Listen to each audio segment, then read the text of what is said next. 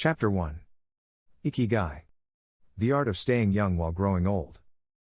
What is your reason for being? According to the Japanese, everyone has an ikigai, what a French philosopher might call a raison d'être. Some people have found their ikigai, while others are still looking, though they carry it within them. Our ikigai is hidden deep inside each of us, and finding it requires a patient search. According to those born on Okinawa, the island with the most centenarians in the world, our ikigai is the reason we get up in the morning. Whatever you do, don't retire. Having a clearly defined ikigai brings satisfaction, happiness, and meaning to our lives. The purpose of this book is to help you find yours, and to share insights from Japanese philosophy on the lasting health of body, mind, and spirit. One surprising thing you notice, living in Japan, is how active people remain after they retire. In fact, many Japanese people never really retire, they keep doing what they love for as long as their health allows. There is, in fact, no word in Japanese that means retire in the sense of leaving the workforce for good as in English. According to Dan Buettner, a National Geographic reporter who knows the country well, having a purpose in life is so important in Japanese culture that our idea of retirement simply doesn't exist there. The island of almost eternal youth. Certain longevity studies suggest that a strong sense of community and a clearly defined ikigai are just as important as the famously healthful Japanese diet, perhaps even more so. Recent medical studies of centenarians from Okinawa and other so-called blue zones, the geographic regions where people live longest, provide a number of interesting facts about these extraordinary human beings. Not only do they live much longer than the rest of the world's population, they also suffer from fewer chronic illnesses such as cancer and heart disease. Inflammatory disorders are also less common. Many of these centenarians enjoy enviable levels of vitality and health that would be unthinkable for people of advanced age elsewhere. Their blood tests reveal fewer free radicals, which are responsible for cellular aging, as a result of drinking tea and eating until their stomachs are only 80% full. Women experience more moderate symptoms during menopause, and both men and women maintain higher levels of sexual hormones until much later in life. The rate of dementia is well below the global average. Though we will consider each of these findings over the course of the book, research clearly indicates that the Okinawans' focus on Ikigai gives a sense of purpose to each and every day and plays an important role in their health and longevity. The 5 blue zones. Okinawa holds first place among the world's blue zones. In Okinawa, women in particular live longer and have fewer diseases than anywhere else in the world. The 5 regions identified and analyzed by Dan Buettner in his book The Blue Zones are: 1. Okinawa, Japan, especially the northern part of the island. The locals eat a diet rich in vegetables and tofu, typically served on small plates. In addition to their philosophy of Ikigai, the moai, or close-knit group of friends, see page 15, plays an important role in their longevity. 2. Sardinia, Italy, specifically the provinces of Nuoro and Ogliastra. Locals on this island consume plenty of vegetables and 1 or 2 glasses of wine per day. As in Okinawa, the cohesive nature of this community is another factor directly related to longevity. 3. Loma Linda, California. Researchers studied a group of Seventh-day Adventists who are among the longest living people in the United States. 4. The Nicoya Peninsula, Costa Rica. Locals remain remarkably active after 90. Many of the region's older residents have no problem getting up at 5:30 in the morning to work in the fields. 5. Icaria, Greece. 1 of every 3 inhabitants of this island near the coast of Turkey is over 90 years old, compared to less than 1% of the population of the United States, a fact that has earned it the nickname the Island of Long Life.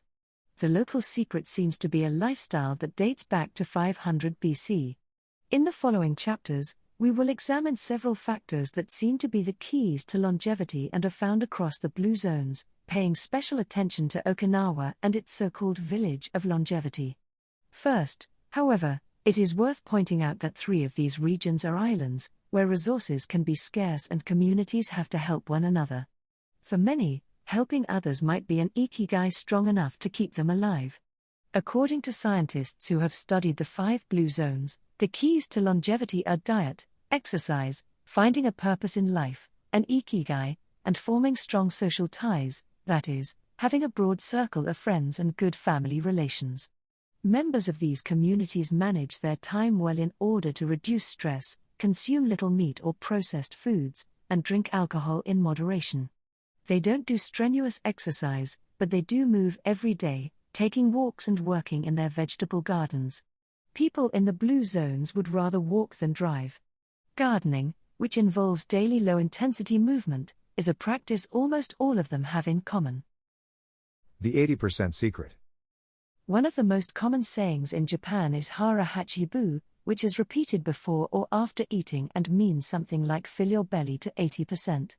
Ancient wisdom advises against eating until we are full. This is why Okinawans stop eating when they feel their stomachs reach 80% of their capacity, rather than overeating and wearing down their bodies with long digestive processes that accelerate cellular oxidation. Of course, there is no way to know objectively if your stomach is at 80% capacity. The lesson to learn from this saying is that we should stop eating when we are starting to feel full. The extra side dish, the snack we eat when we know in our hearts we don't really need it, the apple pie after lunch, all these will give us pleasure in the short term, but not having them will make us happier in the long term. The way food is served is also important. By presenting their meals on many small plates, the Japanese tend to eat less. A typical meal in a restaurant in Japan is served in 5 plates on a tray, 4 of them very small and the main dish slightly bigger. Having 5 plates in front of you makes it seem like you are going to eat a lot, but what happens most of the time is that you end up feeling slightly hungry. This is one of the reasons why Westerners in Japan typically lose weight and stay trim. Recent studies by nutritionists reveal that Okinawans consume a daily average of 1,800 to 1,900 calories, compared to 2,200 to 3,300 in the United States, and have a body mass index between 18 and 22, compared to 26 or 27 in the United States. The Okinawan diet is rich in tofu, sweet potatoes, fish, 3 times per week, and vegetables, roughly 11 ounces per day. In the chapter dedicated to nutrition, we will see which healthy, antioxidant-rich foods are included in this 80%. Moai, connected for life. It is customary in Okinawa to form close bonds within local communities. A moai is an informal group of people with common interests who look out for one another. For many, serving the community becomes part of their Ikigai. The moai has its origins in hard times, when farmers would get together to share best practices and help one another cope with meager harvests.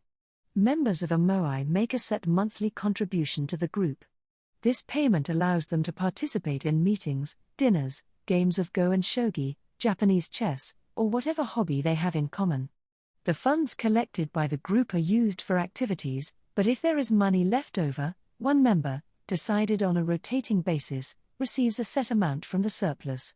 In this way, being part of a moai helps maintain emotional and financial stability. If a member of a moai is in financial trouble, he or she can get an advance from the group's savings. While the details of each moai's accounting practices vary according to the group and its economic means, the feeling of belonging and support gives the individual a sense of security and helps increase life expectancy. Following this brief introduction to the topics covered in this book, we look at a few causes of premature aging in modern life, and then explore different factors related to Ikigai. Chapter 2. Anti-Aging Secrets. How to live longer and better by finding your purpose. Aging's escape velocity.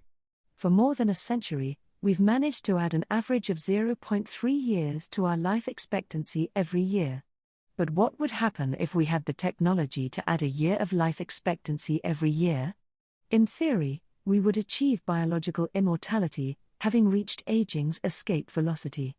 Imagine a sign far off in the future with a number on it that represents the age of your death.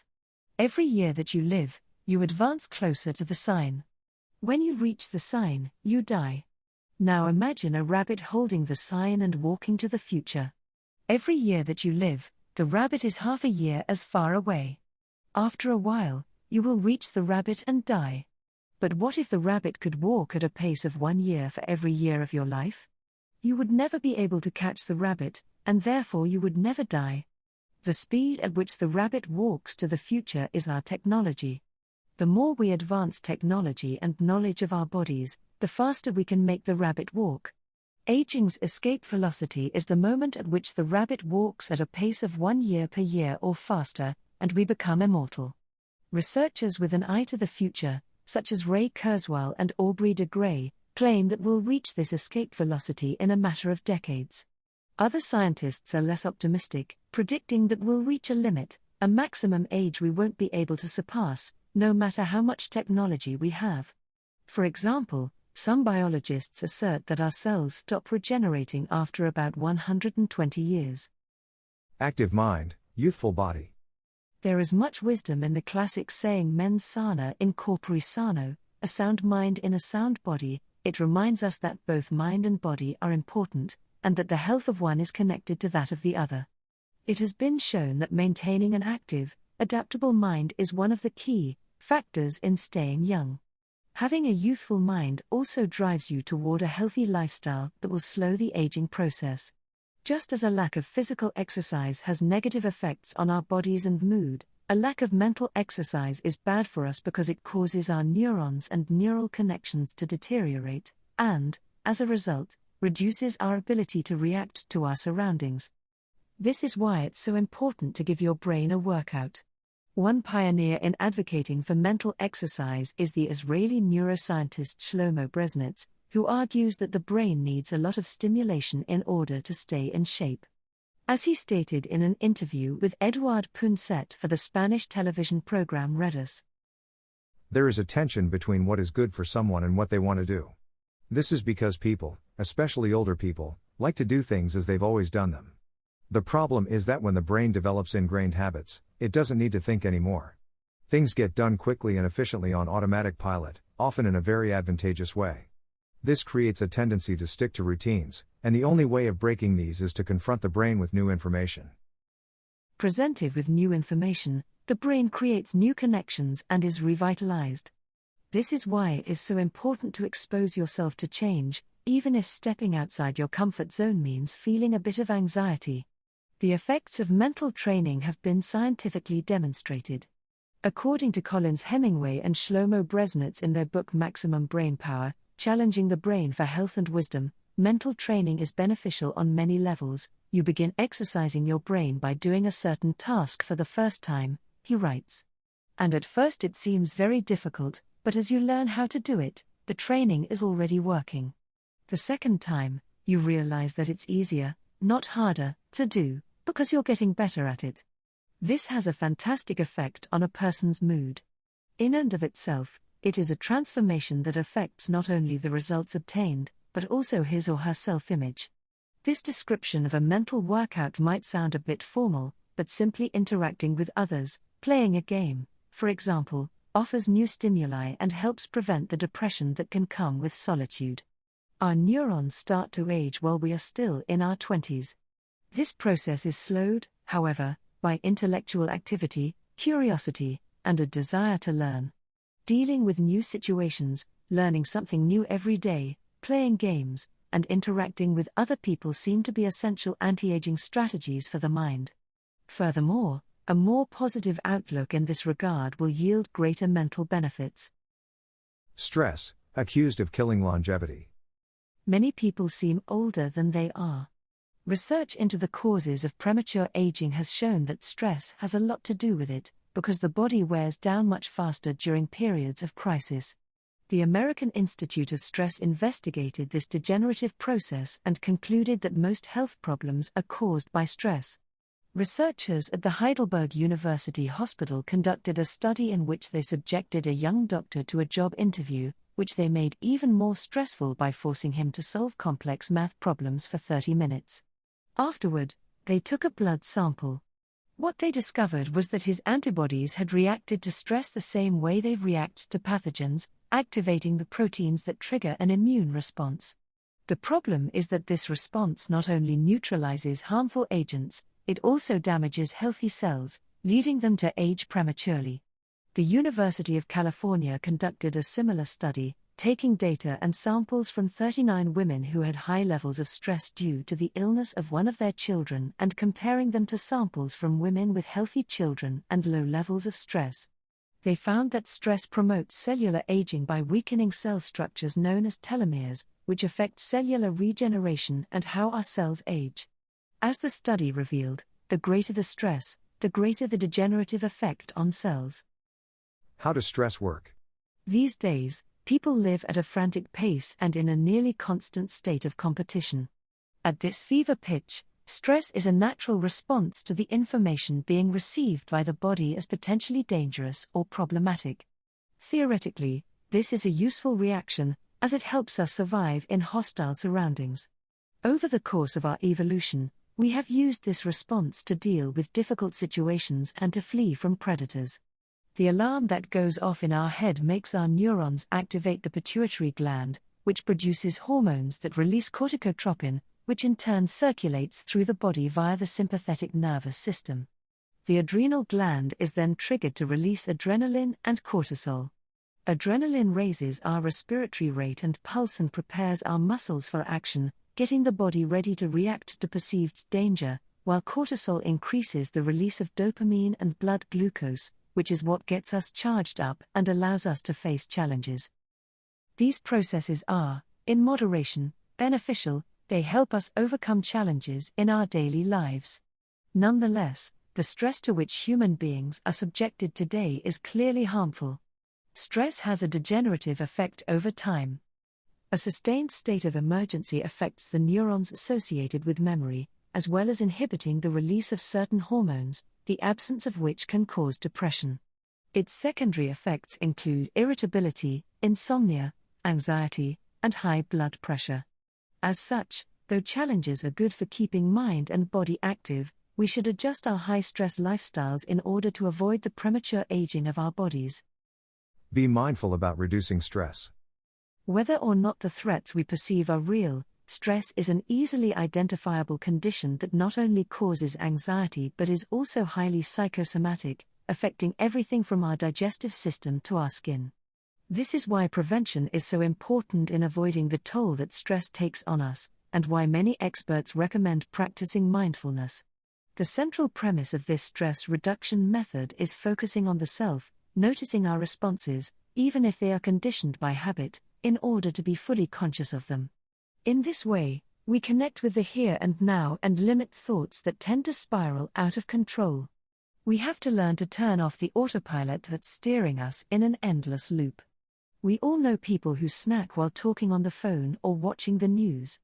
You ask them if the omelette they just ate had onion in it, and they can't tell you, says Roberto Alcibar, who abandoned his fast-paced life to become a certified instructor of mindfulness after an illness threw him into a period of acute stress. One way to reach a state of mindfulness is through meditation, which helps filter the information that reaches us from the outside world. It can also be achieved through breathing exercises, yoga, and body scans. Achieving mindfulness involves a gradual process of training, but with a bit of practice we can learn to focus our mind completely, which reduces stress and helps us live longer. A little stress is good for you. While sustained, intense stress is a known enemy of longevity and both mental and physical health. Low levels of stress have been shown to be beneficial. After observing a group of test subjects for more than 20 years, Howard S. Friedman, a psychology professor at the University of California, Riverside, discovered that people who maintained a low level of stress, who faced challenges and put their heart and soul into their work in order to succeed, lived longer than those who chose a more relaxed lifestyle and retired earlier. From this, he concluded that a small dose of stress is a positive thing, as those who live with low levels of stress tend to develop healthier habits, smoke less, and drink less alcohol. Given this, it is not surprising that many of the supercentenarians, people who live to be 110 or more, whom we'll meet in this book, talk about having lived intense lives and working well into old age.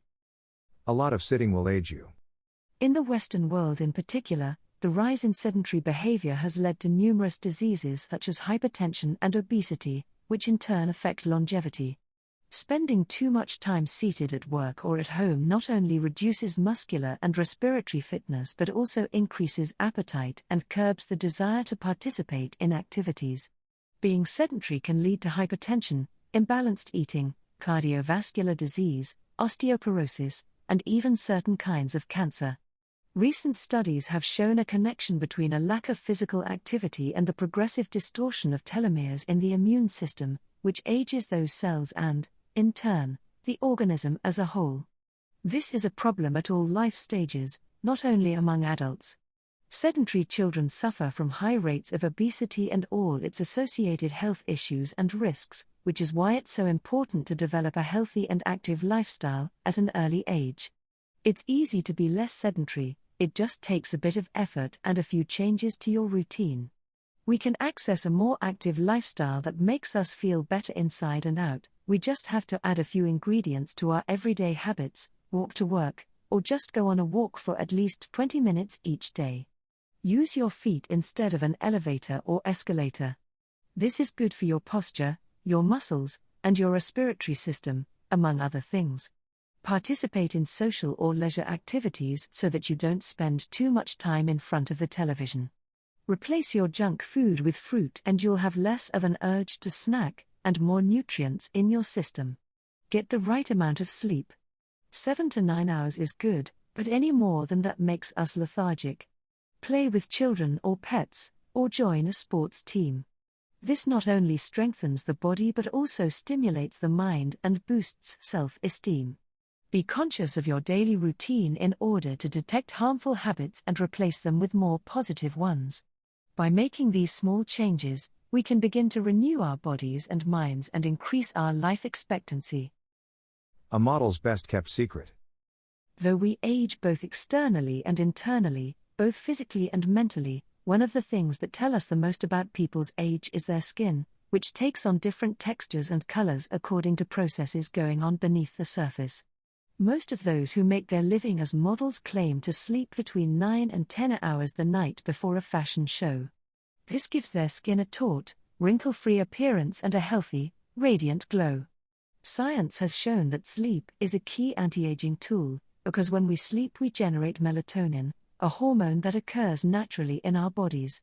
The pineal gland produces it from the neurotransmitter serotonin according to our diurnal and nocturnal rhythms, and it plays a role in our sleep and waking cycles. A powerful antioxidant, melatonin helps us live longer, and also offers the following benefits: it strengthens the immune system. It contains an element that protects against cancer. It promotes the natural production of insulin. It slows the onset of Alzheimer's disease. It helps prevent osteoporosis and fight heart disease. For all these reasons, melatonin is a great ally in preserving youth. It should be noted, however, that melatonin production decreases after age 30. We can compensate for this by eating a balanced diet and getting more calcium. Soaking up a moderate amount of sun each day. Getting enough sleep. Avoiding stress, alcohol, tobacco, and caffeine, all of which make it harder to get a good night's rest, depriving us of the melatonin we need. Experts are trying to determine whether artificially stimulating production of melatonin might help slow the aging process, which would confirm the theory that we already carry the secret to longevity within us. Anti-aging attitudes. The mind has tremendous power over the body and how quickly it ages. Most doctors agree that the secret to keeping the body young is keeping the mind active, a key element of Ikigai, and in not caving in when we face difficulties throughout our lives.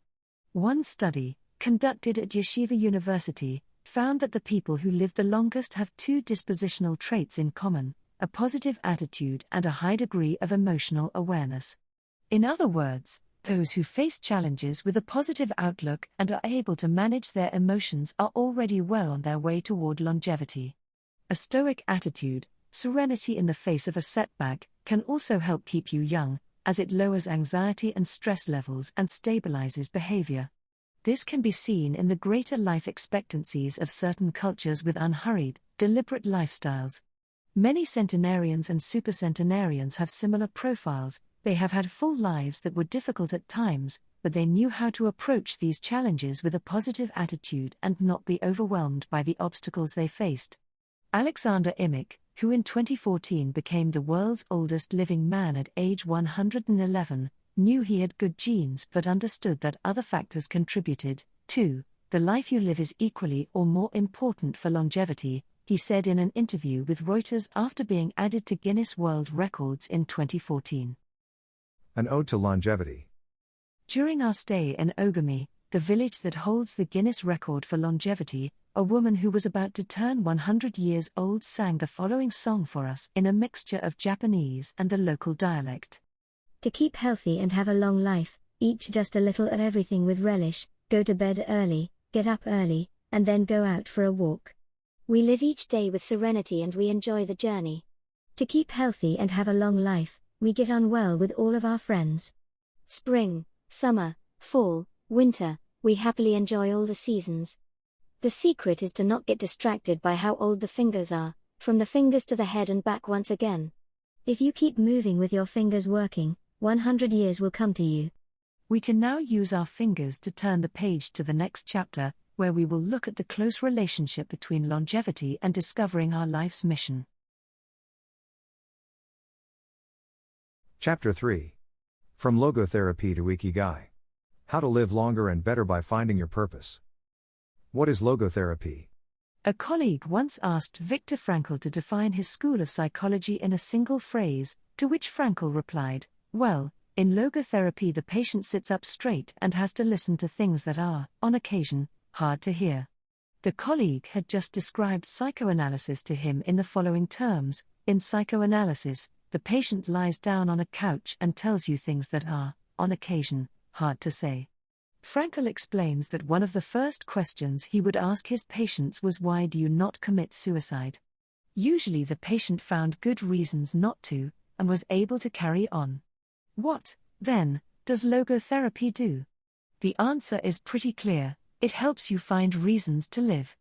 Logotherapy pushes patients to consciously discover their life's purpose in order to confront their neuroses. Their quest to fulfill their destiny then motivates them to press forward, breaking the mental chains of the past and overcoming whatever obstacles they encounter along the way. The search for meaning. The search for purpose became a personal, driving force that allowed Frankl to achieve his goals. The process of logotherapy can be summarized in these 5 steps. 1. A person feels empty, frustrated, or anxious. 2. The therapist shows him that what he is feeling is the desire to have a meaningful life. 3. The patient discovers his life's purpose, at that particular point in time. 4. Of his own free will, the patient decides to accept or reject that destiny. 5. This newfound passion for life helps him overcome obstacles and sorrows. Frankl himself would live and die for his principles and ideals. His experiences as a prisoner at Auschwitz showed him that everything can be taken from a man, but one thing, the last of the human freedoms, to choose one's attitude in any given set of circumstances, to choose one's own way. 3. It was something he had to go through alone, without any help, and it inspired him for the rest of his life. Fight for yourself. Existential frustration arises when our life is without purpose, or when that purpose is skewed. In Frankl's view, however, there is no need to see this frustration as an anomaly or a symptom of neurosis. Instead, it can be a positive thing, a catalyst for change. Logotherapy does not see this frustration as mental illness, the way other forms of therapy do, but rather as spiritual anguish, a natural and beneficial phenomenon that drives those who suffer from it to seek a cure, whether on their own or with the help of others, and in so doing to find greater satisfaction in life. It helps them change their own destiny. Logotherapy enters the picture if the person needs help doing this, if he needs guidance in discovering his life's purpose and later in overcoming conflicts so he can keep moving toward his objective. In Man's Search for Meaning, Frankl cites one of Nietzsche's famous aphorisms, "He who has a why to live for can bear with almost any how." Based on his own experience, Frankl believed that our health depends on that natural tension that comes from comparing what we've accomplished so far with what we'd like to achieve in the future. What we need, then, is not a peaceful existence, but a challenge we can strive to meet by applying all the skills at our disposal. Existential crisis, on the other hand, is typical of modern societies in which people do what they are told to do, or what others do, rather than what they want to do. They often try to fill the gap between what is expected of them and what they want for themselves with economic power or physical pleasure, or by numbing their senses. It can even lead to suicide. Sunday neurosis, for example, is what happens when, without the obligations and commitments of the workweek, the individual realizes how empty he is inside. He has to find a solution. Above all, he has to find his purpose, his reason for getting out of bed, his Ikigai. According to Logotherapy, discovering one's purpose in life helps an individual fill that existential void. Frankl, a man who faced his problems and turned his objectives into actions, could look back on his life in peace as he grew old. He did not have to envy those still enjoying their youth, because he had amassed a broad set of experiences that showed he had lived for something. Better living through logotherapy, a few key ideas. We don't create the meaning of our life, as Sartre claimed, we discover it. We each have a unique reason for being, which can be adjusted or transformed many times over the years. Just as worry often brings about precisely the thing that was feared, excessive attention to a desire, or hyperintention, can keep that desire from being fulfilled. Humor can help break negative cycles and reduce anxiety. We all have the capacity to do noble or terrible things. The side of the equation we end up on depends on our decisions, not on the condition in which we find ourselves. In the pages that follow, we will look at 4 cases from Frankl's own practice in order to better understand the search for meaning and purpose. Case study, Viktor Frankl. In German concentration camps, as in those that would later be built in Japan and Korea, psychiatrists confirmed that the prisoners with the greatest chance of survival were those who had things they wanted to accomplish outside the camp, those who felt a strong need to get out of there alive. This was true of Frankl, who, after being released and successfully developing the school of logotherapy, realized he had been the first patient of his own practice. Frankl had a goal to achieve, and it made him persevere. He arrived at Auschwitz carrying a manuscript that contained all the theories and research he had compiled over the course of his career, ready for publication. When it was confiscated, he felt compelled to write it all over again, and that need drove him and gave his life meaning amid the constant horror and doubt of the concentration camp, so much so that over the years, and especially when he fell ill with typhus, he would jot down fragments and keywords from the lost work on any scrap of paper he found. Case study, the American diplomat. An important North American diplomat went to Frankl to pick up where he left off with a course of treatment he had started 5 years earlier in the United States. When Frankl asked him why he'd started therapy in the first place, the diplomat answered that he hated his job and his country's international policies, which he had to follow and enforce. His American psychoanalyst, whom he'd been seeing for years, insisted he make peace with his father so that his government and his job, both representations of the paternal figure, would seem less disagreeable. Frankl, however, showed him in just a few sessions that his frustration was due to the fact that he wanted to pursue a different career, and the diplomat concluded his treatment with that idea in mind. 5 years later, the former diplomat informed Frankl that he had been working during that time in a different profession, and that he was happy. In Frankl's view, the man not only didn't need all those years of psychoanalysis, he also couldn't even really be considered a patient in need of therapy. He was simply someone in search of a new life's purpose. As soon as he found it, his life took on deeper meaning. Case study, the suicidal mother. The mother of a boy who had died at age 11 was admitted to Frankl's clinic after she tried to kill herself and her other son. It was this other son, paralyzed since birth, who kept her from carrying out her plan. He did believe his life had a purpose, and if his mother killed them both, it would keep him from achieving his goals. The woman shared her story in a group session. To help her, Frankl asked another woman to imagine a hypothetical situation in which she lay on her deathbed, old and wealthy but childless. The woman insisted that, in that case, she would have felt her life had been a failure. When the suicidal mother was asked to perform the same exercise, imagining herself on her deathbed, she looked back and realized that she had done everything in her power for her children, for both of them. She had given her paralyzed son a good life, and he had turned into a kind, reasonably happy person. To this she added, crying, "As for myself, I can look back peacefully on my life, for I can say my life was full of meaning, and I have tried hard to live it fully. I have done my best for my son. My life was no failure." In this way, by imagining herself on her deathbed and looking back, the suicidal mother found the meaning that, though she was not aware of it, her life already had. Case study: the grief-stricken doctor. An elderly doctor, unable to overcome the deep depression into which he'd fallen after the death of his wife 2 years earlier, went to Frankl for help. Instead of giving him advice or analyzing his condition, Frankl asked him what would have happened if he had been the one who died first.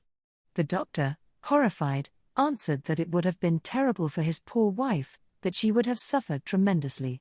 To which Frankl responded, "You see, doctor?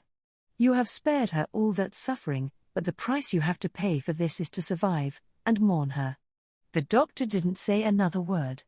He left Frankl's office in peace, after taking the therapist's hand in his own. He was able to tolerate the pain in place of his beloved wife. His life had been given a purpose. Morita therapy. In the same decade that logotherapy came into being, a few years earlier, in fact, Shoma Morita created his own purpose-centered therapy, in Japan. It proved to be effective in the treatment of neurosis, obsessive-compulsive disorder, and post-traumatic stress. In addition to being a psychotherapist, Shoma Morita was a Zen Buddhist, and his therapy left a lasting spiritual mark on Japan. Many Western forms of therapy focus on controlling or modifying the patient's emotions. In the West, we tend to believe that what we think influences how we feel, which in turn influences how we act. In contrast, Morita therapy focuses on teaching patients to accept their emotions without trying to control them, since their feelings will change as a result of their actions. In addition to accepting the patient's emotions, Morita therapy seeks to create new emotions on the basis of actions. According to Morita, these emotions are learned through experience and repetition. Morita therapy is not meant to eliminate symptoms, instead it teaches us to accept our desires, anxieties, fears, and worries, and let them go. As Morita writes in his book Morita Therapy and the True Nature of Anxiety-Based Disorders, in Feelings, it is best to be wealthy and generous. Morita explained the idea of letting go of negative feelings with the following fable: a donkey that is tied to a post by a rope will keep walking around the post in an attempt to free itself, only to become more immobilized and attached to the post. The same thing applies to people with obsessive thinking who become more trapped in their own suffering when they try to escape from their fears and discomfort. The basic principles of Morita therapy. 1. Accept your feelings. If we have obsessive thoughts, we should not try to control them or get rid of them. If we do, they become more intense. Regarding human emotions, the Zen master would say, if we try to get rid of one wave with another, we end up with an infinite sea. We don't create our feelings, they simply come to us, and we have to accept them. The trick is welcoming them. Morita likened emotions to the weather: we can't predict or control them, we can only observe them. To this point, he often quoted the Vietnamese monk Thich Nhat Hanh, who would say, "Hello, solitude. How are you today? Come, sit with me, and I will care for you." 6.2. Do what you should be doing. We shouldn't focus on eliminating symptoms, because recovery will come on its own. We should focus instead on the present moment, and if we are suffering, on accepting that suffering. Above all, we should avoid intellectualizing the situation. The therapist's mission is to develop the patient's character so he or she can face any situation, and character is grounded in the things we do. Morita therapy does not offer its patients explanations, but rather allows them to learn from their actions and activities. It doesn't tell you how to meditate, or how to keep a diary the way Western therapies do. It is up to the patient to make discoveries through experience. 3. Discover your life's purpose. We can't control our emotions, but we can take charge of our actions every day. This is why we should have a clear sense of our purpose, and always keep Morita's mantra in mind: What do we need to be doing right now? What action should we be taking? The key to achieving this is having dared to look inside yourself to find your Ikigai. The 4 phases of Morita therapy. Morita's original treatment, which lasts 15 to 21 days, consists of the following stages. 1. Isolation and rest, 5 to 7 days. During the first week of treatment, the patient rests in a room without any external stimuli. No television, books, family, friends, or speaking. All the patient has is his thoughts. He lies down for most of the day and is visited regularly by the therapist, who tries to avoid interacting with him as much as possible. The therapist simply advises the patient to continue observing the rise and fall of his emotions as he lies there. When the patient gets bored and wants to start doing things again, he is ready to move on to the next stage of therapy. 2. Light occupational therapy, 5 to 7 days. In this stage, the patient performs repetitive tasks in silence. One of these is keeping a diary about his thoughts and feelings. The patient goes outside after a week of being shut in, takes walks in nature, and does breathing exercises. He also starts doing simple activities, such as gardening, drawing, or painting. During this stage, the patient is still not allowed to talk to anyone, except the therapist. 3. Occupational therapy, 5 to 7 days. In this stage, the patient performs tasks that require physical movement. Dr. Morita liked to take his patients to the mountains to chop wood.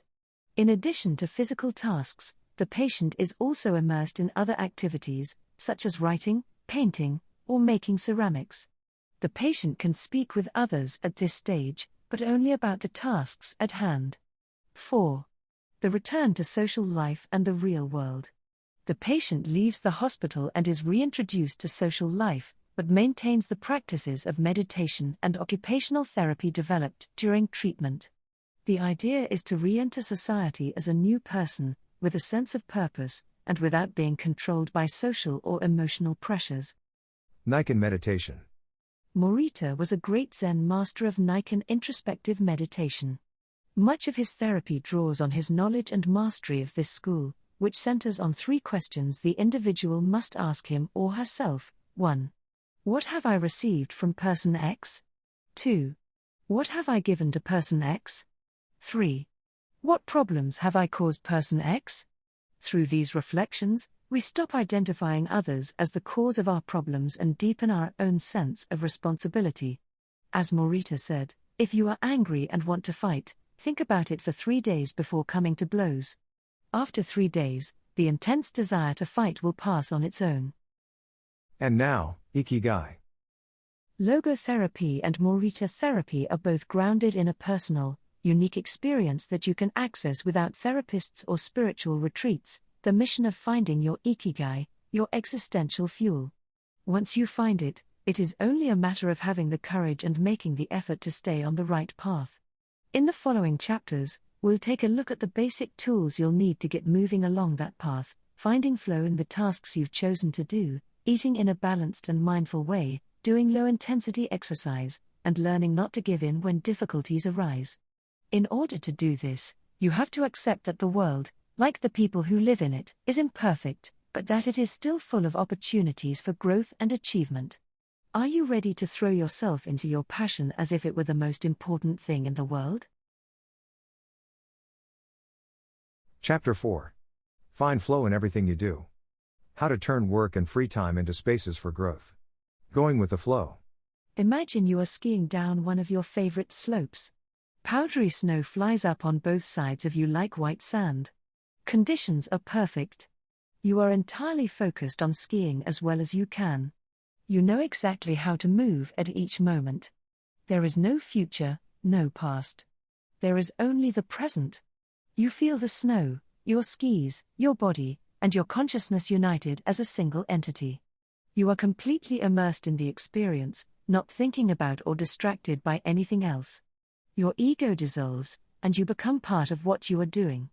This is the kind of experience Bruce Lee described with his famous "Be water, my friend." We've all felt our sense of time vanish when we lose ourselves in an activity we enjoy. We start cooking and before we know it, Several hours have passed. We spend an afternoon with a book and forget about the world going by until we notice the sunset and realize we haven't eaten dinner. We go surfing and don't realize how many hours we have spent in the water until the next day, when our muscles ache. The opposite can also happen. When we have to complete a task we don't want to do, every minute feels like a lifetime and we can't stop looking at our watch. As the quip attributed to Einstein goes, put your hand on a hot stove for a minute and it seems like an hour. Sit with a pretty girl for an hour, and it seems like a minute.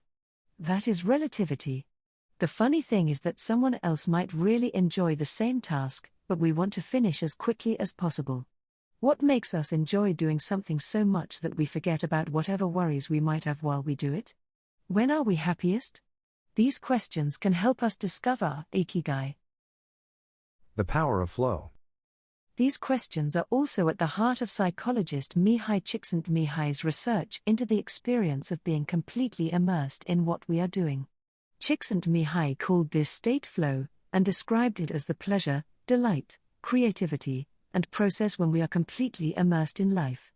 There is no magic recipe for finding happiness, for living according to your Ikigai, but one key ingredient is the ability to reach this state of flow and, through this state, to have an optimal experience. In order to achieve this optimal experience, we have to focus on increasing the time we spend on activities that bring us to this state of flow, rather than allowing ourselves to get caught up in activities that offer immediate pleasure, like eating too much, abusing drugs or alcohol, or stuffing ourselves with chocolate in front of the TV. As Csikszentmihalyi asserts in his book Flow, The Psychology of Optimal Experience, flow is the state in which people are so involved in an activity that nothing else seems to matter. The experience itself is so enjoyable that people will do it even at great cost, for the sheer sake of doing it. It is not only creative professionals who require the high doses of concentration that promote flow. Most athletes, chess players, and engineers also spend much of their time on activities that bring them to this state. According to Csikszentmihalyi's research, a chess player feels the same way upon entering a state of flow as a mathematician working on a formula or a surgeon performing an operation. A professor of psychology, Csikszentmihalyi analyzed data from people around the world and discovered that flow is the same among individuals of all ages and cultures.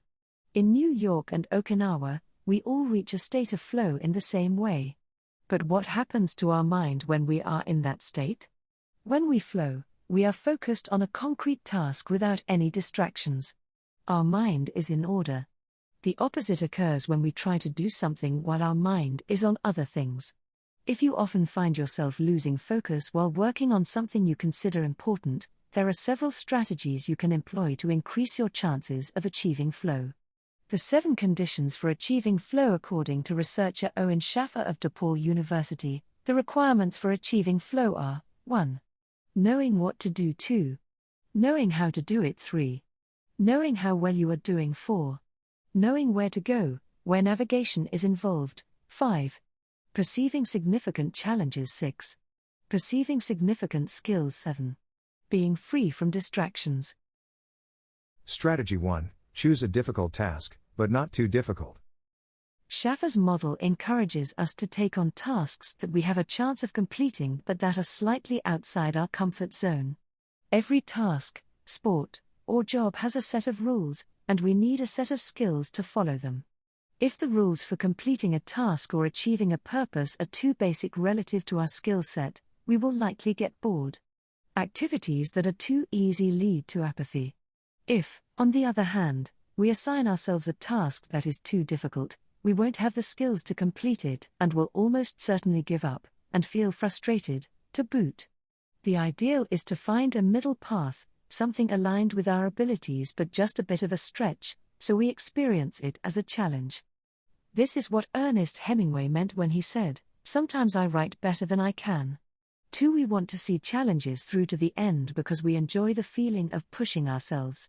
Bertrand Russell expressed a similar idea when he said, "To be able to concentrate for a considerable amount of time is essential to difficult achievement." If you're a graphic designer, learn a new software program for your next project.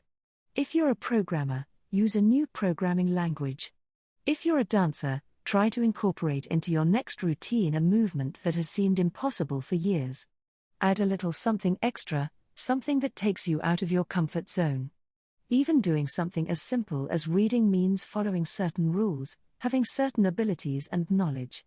If we set out to read a book on quantum mechanics for specialists in physics without being specialists in physics ourselves, we'll probably give up after a few minutes. On the other end of the spectrum, if we already know everything a book has to tell us, we'll get bored right away.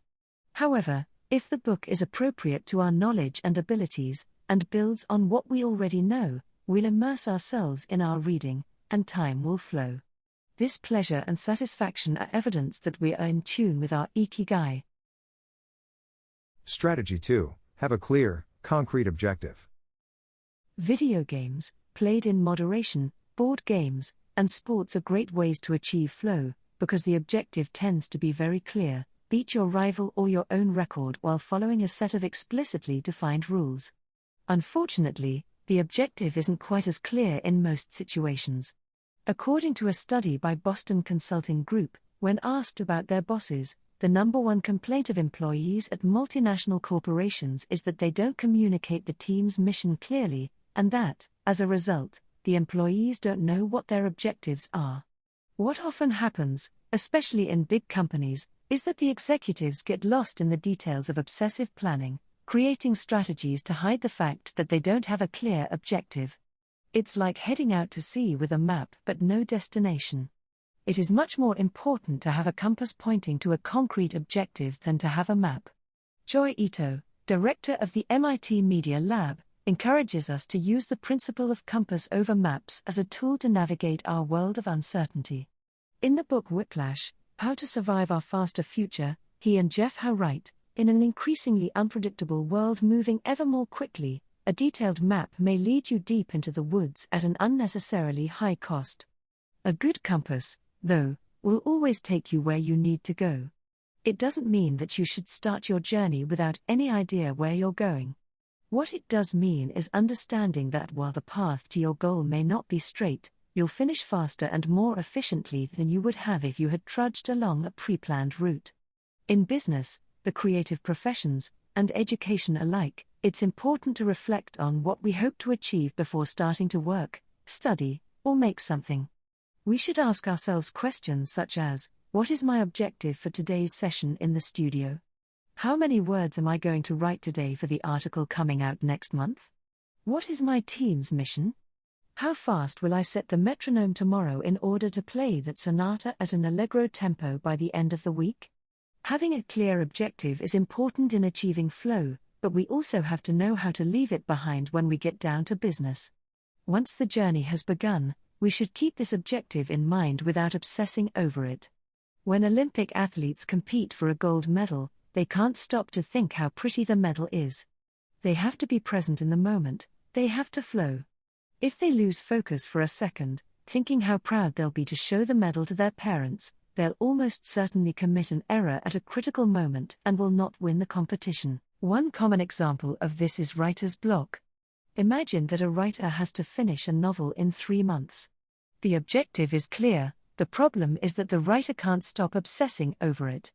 Every day she wakes up thinking, I have to write that novel, and every day she sets about reading the newspaper and cleaning the house. Every evening she feels frustrated and promises she'll get to work the next day. Days, weeks, and months pass, and the writer still hasn't gotten anything down on the page, when all it would have taken was to sit down and get that first word out, then the second, to flow with the project, expressing her Ikigai. As soon as you take these first small steps, your anxiety will disappear and you will achieve a pleasant flow in the activity you're doing. Getting back to Albert Einstein, a happy man is too satisfied with the present to dwell on the future. Strategy 3. Concentrate on a single task. This is perhaps one of the greatest obstacles we face today, with so much technology and so many distractions. We're listening to a video on YouTube while writing an email, when suddenly a chat prompt pops up and we answer it.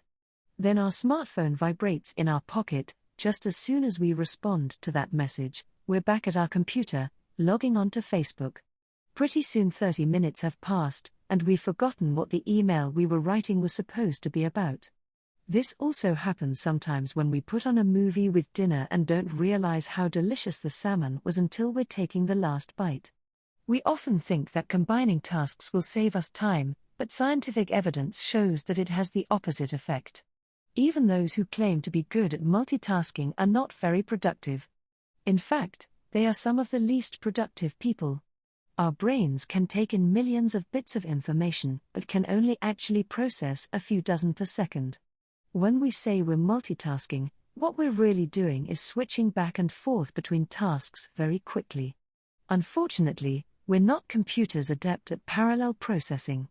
We end up spending all our energy alternating between tasks, instead of focusing on doing one of them well. Concentrating on one thing at a time may be the single most important factor in achieving flow.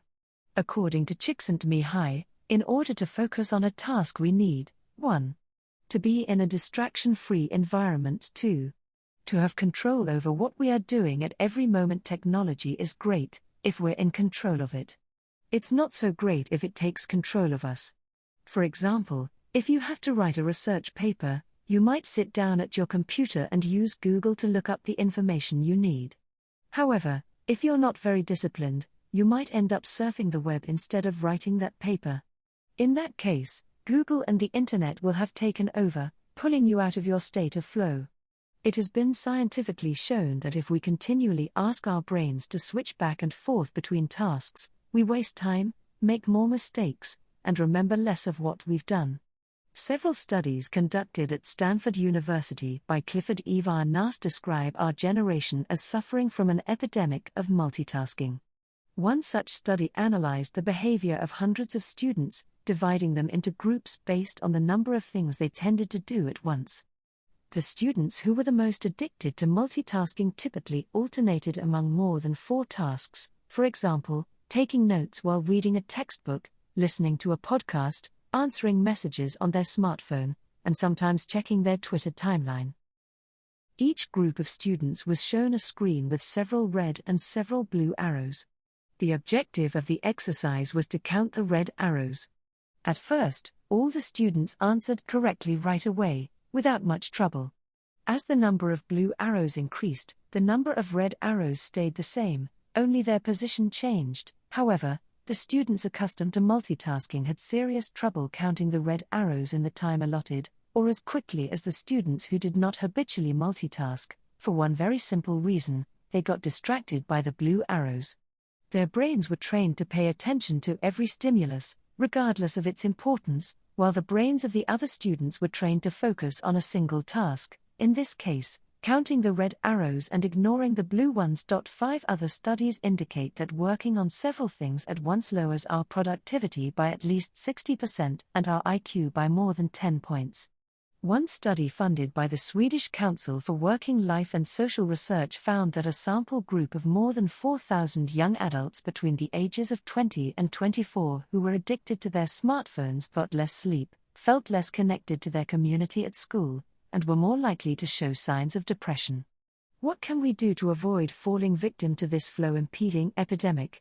How can we train our brains to focus on a single task? Here are a few ideas for creating a space and time free of distractions, to increase our chances of reaching a state of flow and thereby getting in touch with our Ikigai. Don't look at any kind of screen for the first hour you're awake and the last hour before you go to sleep. Turn off your phone before you achieve flow. There is nothing more important than the task you have chosen to do during this time. If this seems too extreme, enable the Do Not Disturb function so only the people closest to you can contact you in case of emergency. Designate one day of the week, perhaps a Saturday or Sunday, a day of technological fasting, making exceptions only for e-readers, without Wi-Fi, or MP3 players. Go to a cafe that doesn't have Wi-Fi. Read and respond to email only once or twice per day. Define those times clearly and stick to them. Try the Pomodoro technique. Get yourself a kitchen timer, some are made to look like a pomodoro, or tomato, and commit to working on a single task as long as it's running. The Pomodoro technique recommends 25 minutes of work and 5 minutes of rest for each cycle, but you can also do 50 minutes of work and 10 minutes of rest. Find the pace that's best for you. The most important thing is to be disciplined in completing each cycle. Start your work session with a ritual you enjoy and end it with a reward. Train your mind to return to the present when you find yourself getting distracted. Practice mindfulness or another form of meditation, go for a walk or a swim, whatever will help you get centered again. Work in a space where you will not be distracted. If you can't do this at home, go to a library, a cafe, or, if your task involves playing the saxophone, a music studio. If you find that your surroundings continue to distract you, keep looking until you find the right place. Divide each activity into groups of related tasks, and assign each group its own place and time. For example, if you're writing a magazine article, you could do research and take notes at home in the morning, write in the library in the afternoon, and edit on the couch at night. Bundle routine tasks, such as sending out invoices, making phone calls, and so on, and do them all at once. Flow in Japan, takumis, engineers, geniuses, and otakus. What do takumis, artisans, engineers, inventors, and otakus, fans of anime and manga, have in common? They all understand the importance of flowing with their Ikigai at all times. One widespread stereotype about people in Japan is that they're exceptionally dedicated and hardworking, even though some Japanese people say they look like they're working harder than they really are. There is no doubt, though, about their ability to be completely absorbed in a task, or about their perseverance when there is a problem to be solved. One of the first words one learns when starting Japanese lessons is ganbaru, which means to persevere or to stay firm by doing one's best. Japanese people often apply themselves to even the most basic tasks with an intensity that borders on obsession. We see this in all kinds of contexts, from the retirees taking meticulous care of their rice fields in the mountains of Nagano to the college students working the weekend shift in convenience stores known as konbinis. If you go to Japan, you'll experience this attention to detail firsthand in almost every transaction. Walk into one of the stores that sell handcrafted objects in Naha, Kanazawa, or Kyoto, and you'll also discover that Japan is a treasure trove of traditional craftwork. The people of Japan have a unique talent for creating new technologies while preserving artisanal traditions and techniques. The art of the takumi.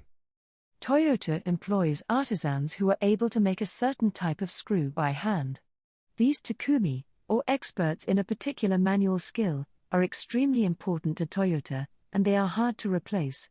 Some of them are the only people who know how to perform their exact skill, and it doesn't seem as though a new generation is going to take up the mantle.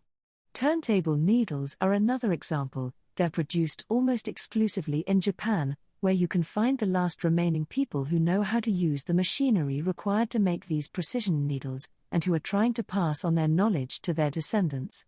We met a takumi on a visit to Kumano, a small town near Hiroshima. We were there for the day, working on a photo essay for one of the most famous brands of makeup brushes in the West. The billboard welcoming visitors to Kumano shows a mascot holding a large brush. In addition to the brush factories, the town is full of little houses and vegetable gardens. Heading farther in, you can see several Shinto shrines at the base of the mountains that surround the town.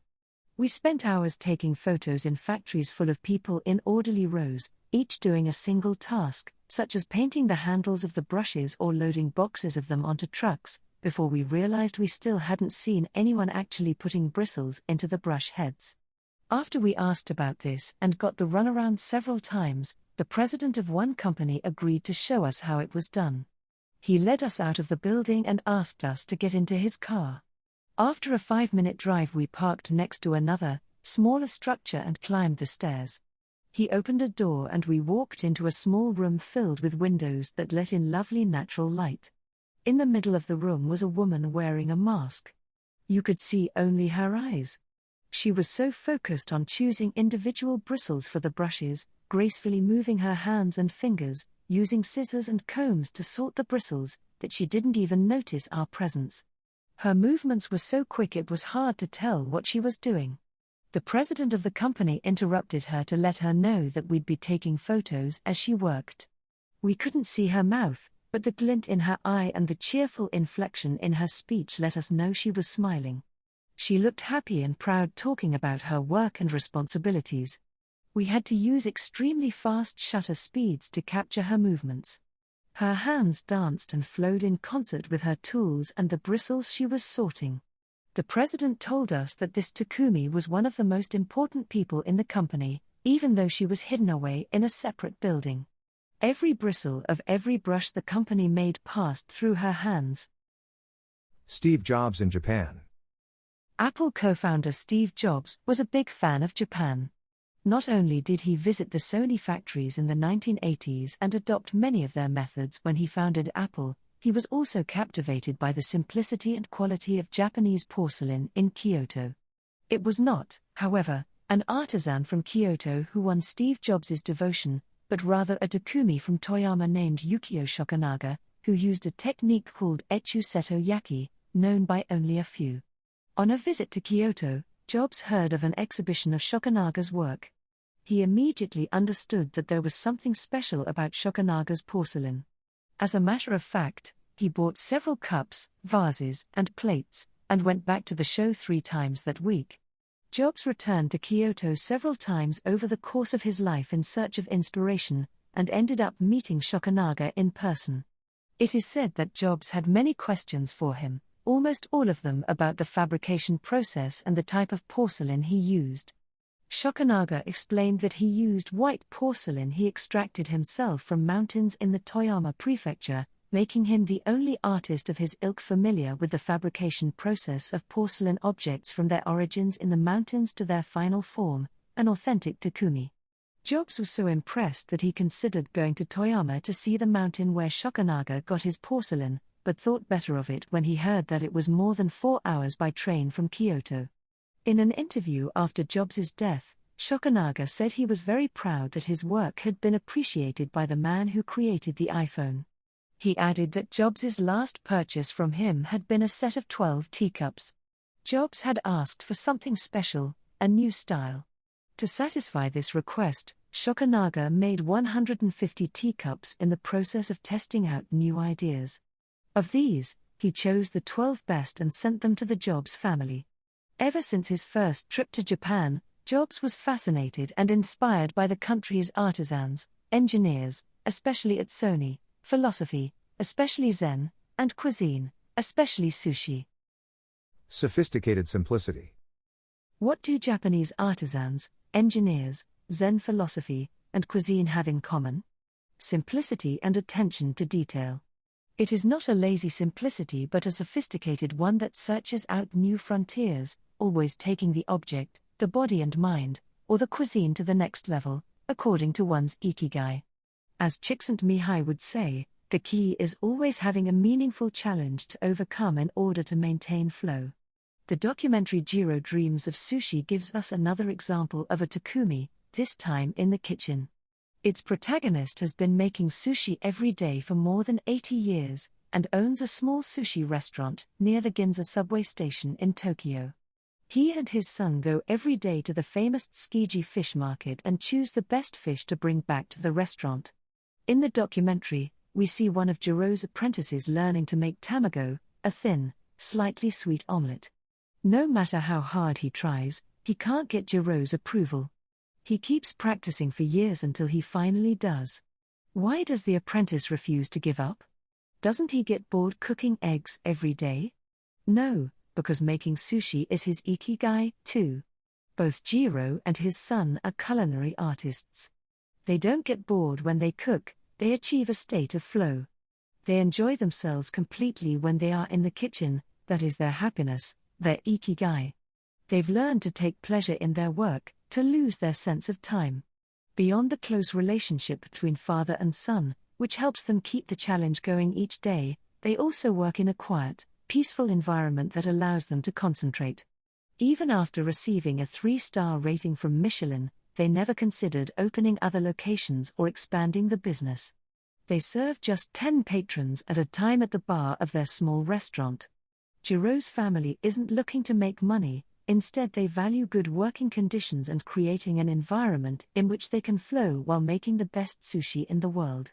Jiro, like Yukio Shokunaga, begins his work at the source. He goes to the fish market to find the best tuna, Shokunaga goes to the mountains to find the best porcelain. When they get down to work, both become one with the object they are creating. This unity with the object that they reach in a state of flow takes on special meaning in Japan, where, according to Shintoism, forests, trees, and objects have a kami, spirit or god, within them. When someone, whether an artist, an engineer, or a chef, sets out to create something, his or her responsibility is to use nature to give it life while respecting that nature at every moment. During this process, the artisan becomes one with the object and flows with it. An ironworker would say that metal has a life of its own, just as someone making ceramics would say that the clay does. The Japanese are skilled at bringing nature and technology together, not man versus nature, but rather a union of the two. The purity of Ghibli. There are those who say that the Shinto value of being connected with nature is vanishing. One of the harshest critics of this loss is another artist with a clearly defined Ikigai, Hayao Miyazaki, the director of the animated films produced by Studio Ghibli. In nearly all his films we see humans, technology, fantasy, and nature in a state of conflict, and, in the end, coming together. One of the most poignant metaphors in his film Spirited Away is an obese spirit covered in trash that represents the pollution of the rivers. In Miyazaki's films, forests have personalities, trees have feelings, and robots befriend birds. Considered a national treasure by the Japanese government, Miyazaki is an artist capable of becoming completely absorbed in his art. He uses a cell phone from the late 1990s and he makes his entire team draw by hand. He directs his films by rendering on paper even the tiniest detail, achieving flow by drawing, not by using a computer. Thanks to this obsession on the director's part, Studio Ghibli is one of the only studios in the world where almost the entire production process is carried out using traditional techniques. Those who have visited Studio Ghibli know that it is fairly typical, on a given Sunday, to see a solitary individual tucked away in a corner, hard at work, a man in simple clothes who will greet them with an "Ohayo," hello, without looking up. Miyazaki is so passionate about his work that he spends many Sundays in the studio, enjoying the state of flow, putting his Ikigai above all else. Visitors know that under no circumstances is one to bother Miyazaki, who is known for his quick temper, especially if he is interrupted while drawing. In 2013, Miyazaki announced he was going to retire. To commemorate his retirement, the television station NHK made a documentary showing him in his last days at work. He is drawing in nearly every scene of the film. In one scene, several of his colleagues are seen coming out of a meeting, and there he is, drawing in a corner, paying no attention to them. In another scene, he is shown walking to work on December 30th, a national holiday in Japan, and opening the doors of Studio Ghibli so he can spend the day there, drawing alone. Miyazaki can't stop drawing. The day after his retirement, instead of going on vacation or staying at home, he went to Studio Ghibli and sat down to draw. His colleagues put on their best poker faces, not knowing what to say. 1 year later, he announced he wouldn't make any more feature films, but that he would keep on drawing until the day he died. Can someone really retire if he is passionate about what he does? The recluses. It is not only the Japanese who have this capacity, there are artists and scientists all over the world with strong, clear ikigais. They do what they love until their dying day. The last thing Einstein wrote before closing his eyes forever was a formula that attempted to unite all the forces of the universe in a single theory. When he died, he was still doing what he loved. If he hadn't been a physicist, he said, he would have been happy as a musician. When he wasn't focused on physics or mathematics, he enjoyed playing the violin. Reaching a state of flow while working on his formulas or playing music, his two ikigais, brought him endless pleasure. Many such artists might seem misanthropic or reclusive, but what they are really doing is protecting the time that brings them happiness, sometimes at the expense of other aspects of their lives. They are outliers who apply the principles of flow to their lives to an extreme. Another example of this kind of artist is the novelist Haruki Murakami. He sees only a close circle of friends, and appears in public in Japan only once every few years. Artists know how important it is to protect their space, control their environment, and be free of distractions if they want to flow with their Ikigai. Microflow, enjoying mundane tasks. But what happens when we have to, say, do the laundry, mow the lawn, or attend to paperwork? Is there a way to make these mundane tasks enjoyable? Near the Shinjuku subway station, in one of the neural centers of Tokyo, there is a supermarket that still employs elevator operators. The elevators are fairly standard and could easily be operated by the customers, but the store prefers to provide the service of someone holding the door open for you, pushing the button for your floor, and bowing as you exit. If you ask around, you'll learn that there is one elevator operator who has been doing the same job since 2004. She is always smiling and enthusiastic about her work. How is she able to enjoy such a job? Doesn't she get bored doing something so repetitive? On closer inspection, it becomes clear that the elevator operator is not just pushing buttons but is instead performing a whole sequence of movements. She begins by greeting the customers with a song-like salutation followed by a bow and a welcoming wave of the hand. Then she presses the elevator button with a graceful movement, as though she is a geisha offering a client a cup of tea. Csikszentmihalyi calls this microflow. We've all been bored in a class or at a conference and started doodling to keep ourselves entertained. Or whistled while painting a wall. If we're not truly being challenged, we get bored and add a layer of complexity to amuse ourselves. Our ability to turn routine tasks into moments of microflow, into something we enjoy, is key to our being happy, since we all have to do such tasks. Even Bill Gates washes the dishes every night. He says he enjoys it, that it helps him relax and clear his mind, and that he tries to do it a little better each day, following an established order or set of rules he's made for himself, plates first, forks second, and so on.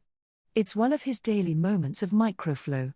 Richard Feynman, one of the most important physicists of all time, also took pleasure in routine tasks.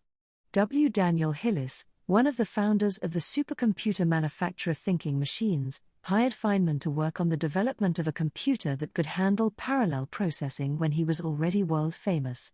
He says Feynman showed up on his first day of work and said, "Okay, boss, what's my assignment?" They didn't have anything prepared, so they asked him to work on a certain mathematical problem. He immediately realized they were giving him an irrelevant task to keep him busy and said, "That sounds like a bunch of baloney, give me something real to do." So they sent him to a nearby shop to buy office supplies, and he completed his assignment with a smile on his face.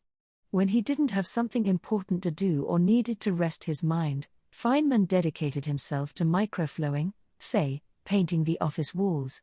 Weeks later, after visiting the Thinking Machines offices, a group of investors declared, "You have a Nobel laureate in there painting walls and soldering circuits." Instant vacations, getting there through meditation. Training the mind can get us to a place of flow more quickly. Meditation is one way to exercise our mental muscles. There are many types of meditation, but they all have the same objective: calming the mind, observing our thoughts and emotions, and centering our focus on a single object. The basic practice involves sitting with a straight back and focusing on your breath. Anyone can do it, and you feel a difference after just one session. By fixing your attention on the air moving in and out of your nose, you can slow the torrent of thoughts and clear your mental horizons. The Archer's Secret: the winner of the 1988 Olympic gold medal for archery was a 17-year-old woman from South Korea. When asked how she prepared, she replied that the most important part of her training was meditating for 2 hours each day. If we want to get better at reaching a state of flow, meditation is an excellent antidote to our smartphones and their notifications constantly clamoring for our attention.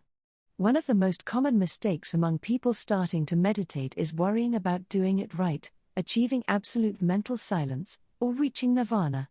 The most important thing is to focus on the journey. Since the mind is a constant swirl of thoughts, ideas, and emotions, slowing down the centrifuge even for just a few seconds can help us feel more rested and leave us with a sense of clarity.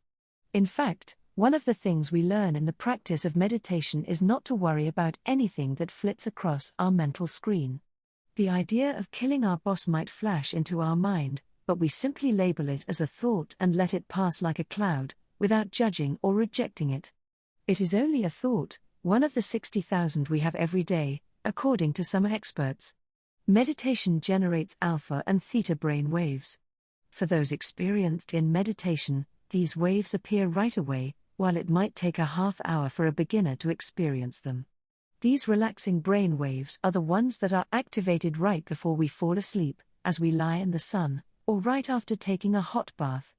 We all carry a spa with us everywhere we go. It's just a matter of knowing how to get in, something anyone can do, with a bit of practice. Humans as ritualistic beings. Life is inherently ritualistic. We could argue that humans naturally follow rituals that keep us busy. In some modern cultures, we have been forced out of our ritualistic lives to pursue goal after goal in order to be seen as successful. But throughout history, humans have always been busy. We were hunting, cooking, farming, exploring, and raising families, activities that were structured as rituals to keep us busy throughout our days. But in an unusual way, rituals still permeate daily life and business practices in modern Japan. The main religions in Japan, Confucianism, Buddhism, and Shintoism, are all ones in which the rituals are more important than absolute rules. When doing business in Japan, process, manners, and how you work on something is more important than the final results. Whether this is good or bad for the economy is beyond the scope of this book. What is indisputable, though, is that finding flow in a ritualistic workplace is much easier than in one in which we are continually stressed out trying to achieve unclear goals set by our bosses. Rituals give us clear rules and objectives, which help us enter a state of flow. When we have only a big goal in front of us, we might feel lost or overwhelmed by it. Rituals help us by giving us the process, the sub-steps, on the path to achieving a goal. When confronted with a big goal, try to break it down into parts and then attack each part one by one. Focus on enjoying your daily rituals, using them as tools to enter a state of flow. Don't worry about the outcome, it will come naturally. Happiness is in the doing, not in the result. As a rule of thumb, remind yourself, rituals over goals. The happiest people are not the ones who achieve the most. They are the ones who spend more time than others in a state of flow. Using flow to find your Ikigai. After reading this chapter, you should have a better idea of which activities in your life make you enter flow. Write all of them on a piece of paper, then ask yourself these questions. What do the activities that drive you to flow have in common? Why do those activities drive you to flow? For example, are all the activities you most like doing ones that you practice alone or with other people? Do you flow more when doing things that require you to move your body or just to think? In the answers to these questions you might find the underlying Ikigai that drives your life. If you don't, then keep searching by going deeper into what you like by spending more of your time in the activities that make you flow. Also, try new things that are not on the list of what makes you flow but that are similar and that you are curious about. For example, if photography is something that drives you into flow, you could also try painting, you might even like it more. Or if you love snowboarding and have never tried surfing, flow is mysterious. It is like a muscle, the more you train it, the more you will flow, and the closer you will be to your Ikigai. Chapter 5. Masters of Longevity. Words of wisdom from the longest living people in the world.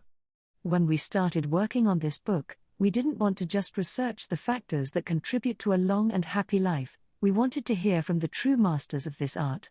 The interviews we conducted in Okinawa merit their own chapter, but in the section that precedes it we have provided an overview of the life philosophies of a few international champions of longevity.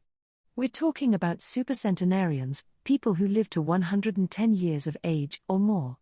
The term was coined in 1970 by Norris McWhirter, editor of the Guinness Book of World Records. Its use became more widespread in the 1990s, after it appeared in William Strauss and Neil Howe's Generations. Today there are an estimated 300 to 450 supercentenarians in the world, although the age of only around 75 of them has been confirmed. They aren't superheroes, but we could see them as such for having spent far more time on this planet than the average life expectancy would predict. Given the rise in life expectancy around the world, the number of supercentenarians might also increase. A healthy and purposeful life could help us join their ranks. Let's take a look at what a few of them have to say. Misao Okawa.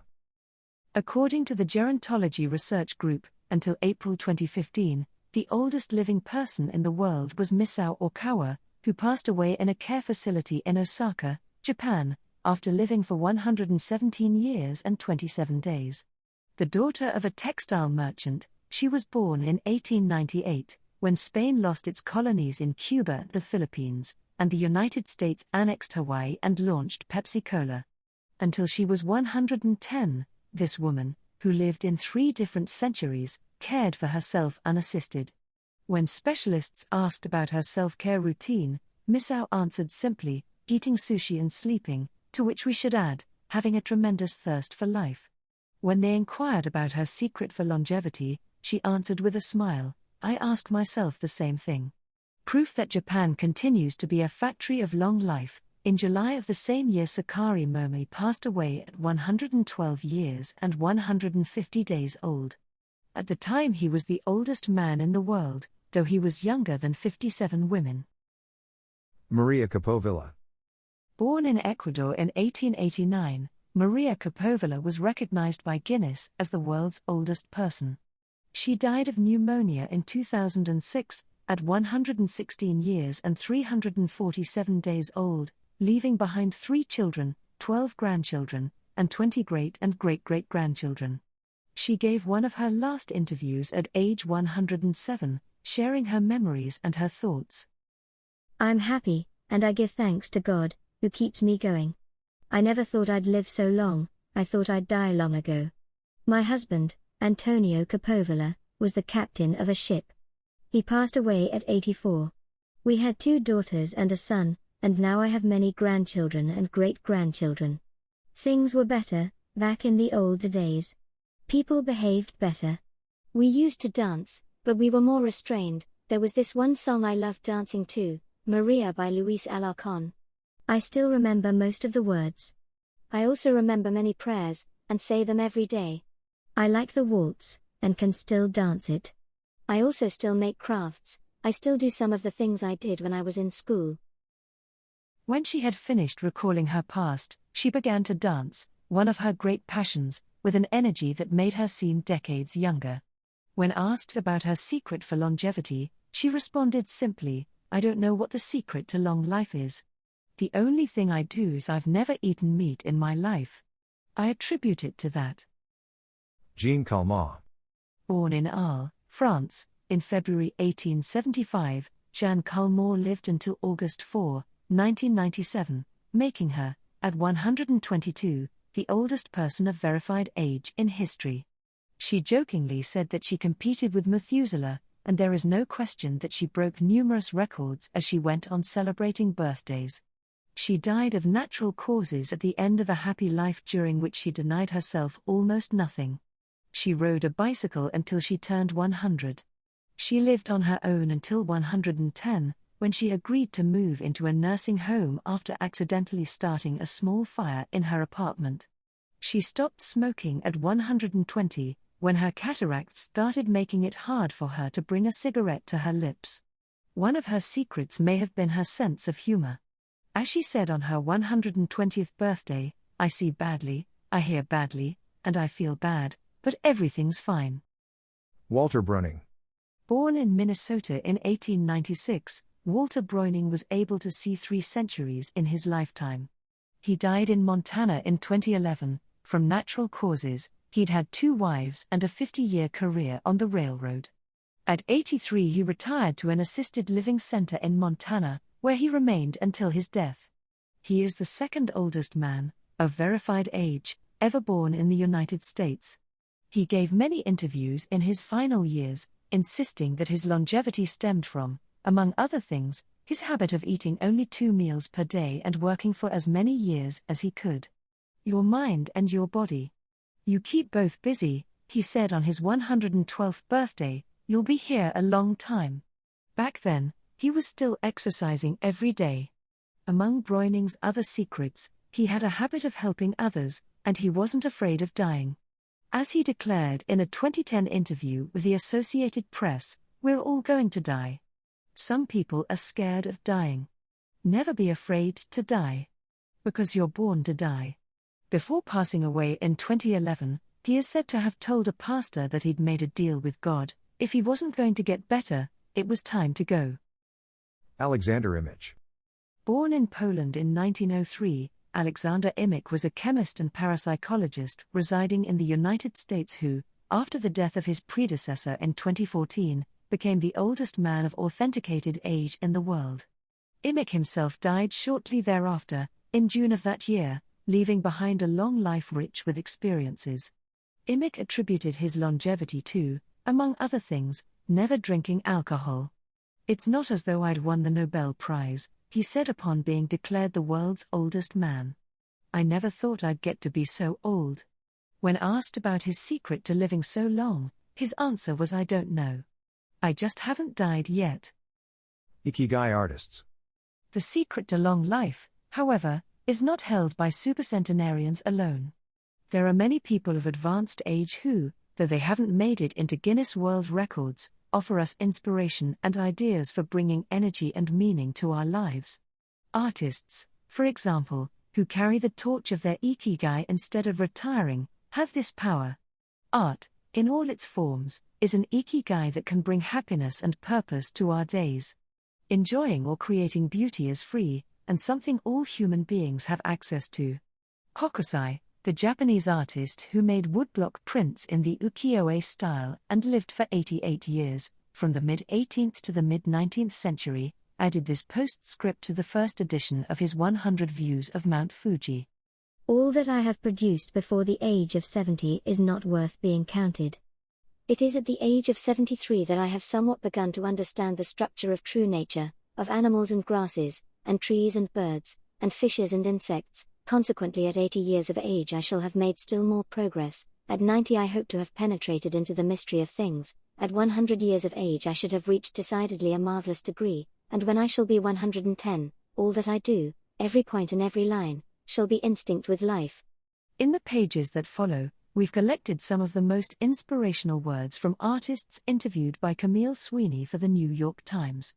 Of those still living, none have retired, and all still enjoy their passion, which they plan to pursue until their final breath, demonstrating that when you have a clear purpose, no one can stop you. The actor Christopher Plummer, still working at 86, reveals a dark desire shared by many who love the profession: "We want to drop dead on stage. That would be a nice theatrical way to go." Osamu Tezuka, the father of modern Japanese manga, shared this feeling. Before he died in 1989, his last words as he drew one final cartoon were, "Please, just let me work." The 86-year-old filmmaker Frederick Wiseman declared on a stroll through Paris that he likes to work, which is why he does it with such intensity. "Everybody complains about their aches and pains and all that, but my friends are either dead or are still working," he said. Carmen Herrera, a painter who just entered her 100th year, sold her first canvas at age 89. Today her work is in the permanent collections of the Tate Modern and the Museum of Modern Art. When asked how she viewed her future, she responded, "I am always waiting to finish the next thing." Absurd, I know. I go day by day. For his part, naturalist and author Edward O. Wilson asserted, "I feel I have enough experience to join those who are addressing big questions." About 10 years ago, when I began reading and thinking more broadly about the questions of what are we, where did we come from and where are we going, I was astonished at how little this was being done. Ellsworth Kelly, an artist who passed away in 2015 at the age of 92, assured us that the idea that we lose our faculties with age is, in part, a myth, because instead we develop a greater clarity and capacity for observation. It's one thing about getting older, you see more. Every day I'm continuing to see new things. That's why there are new paintings. At 86, the architect Frank Gehry reminds us that some buildings can take 7 years from the time you're hired until you're finished, a fact that favors a patient attitude with regard to the passage of time. The man responsible for the Guggenheim Museum Bilbao, however, knows how to live in the here and now. You stay in your time. You don't go backward. I think if you relate to the time you're in, You keep your eyes and ears open, read the paper, see what's going on, stay curious about everything, you will automatically be in your time. Longevity in Japan. Because of its robust civil registry, many of those verified as having lived the longest are found in the United States. However, there are many centenarians living in remote villages in other countries. A peaceful life in the countryside seems pretty common among people who have watched a century pass. Without question, the international superstar of longevity is Japan, which has the highest life expectancy of any country in the world. In addition to a healthy diet, which we will explore in detail, and an integrated healthcare system in which people go to the doctor for regular checkups to prevent disease, longevity in Japan is closely tied to its culture, as we will see later on. The sense of community, and the fact that Japanese people make an effort to stay active until the very end, are key elements of their secret to long life. If you want to stay busy even when there's no need to work, there has to be an Ikigai on your horizon, a purpose that guides you throughout your life and pushes you to make things of beauty and utility for the community and yourself. Chapter 6. Lessons from Japan's Centenarians. Traditions and Proverbs for Happiness and Longevity. To get to Ogami, we had to fly nearly 3 hours from Tokyo to Naha, the capital of Okinawa. Several months earlier, we had contacted the town council of a place known as the Village of Longevity to explain the purpose of our trip and our intention to interview the oldest members of the community. After numerous conversations, we finally got the help we were looking for and were able to rent a house just outside the town. 1 year after starting this project, we found ourselves on the doorstep of some of the longest living people in the world. We realized right away that time seems to have stopped there, as though the entire town were living in an endless here and now. Arriving in Ogami. After 2 hours on the road from Naha, we're finally able to stop worrying about the traffic. To our left are the sea and an empty stretch of beach, to our right, the mountainous jungle of Okinawa's Yanbaru forests. Once Route 58 passes Nago, where Orion beer, the pride of Okinawa, is made, it skirts the coast until it reaches Ogami. Every now and then a few little houses and stores crop up in the narrow stretch of land between the road and the base of the mountain. We pass small clusters of houses scattered here and there as we enter the municipality of Ogami, but the town doesn't really seem to have a center.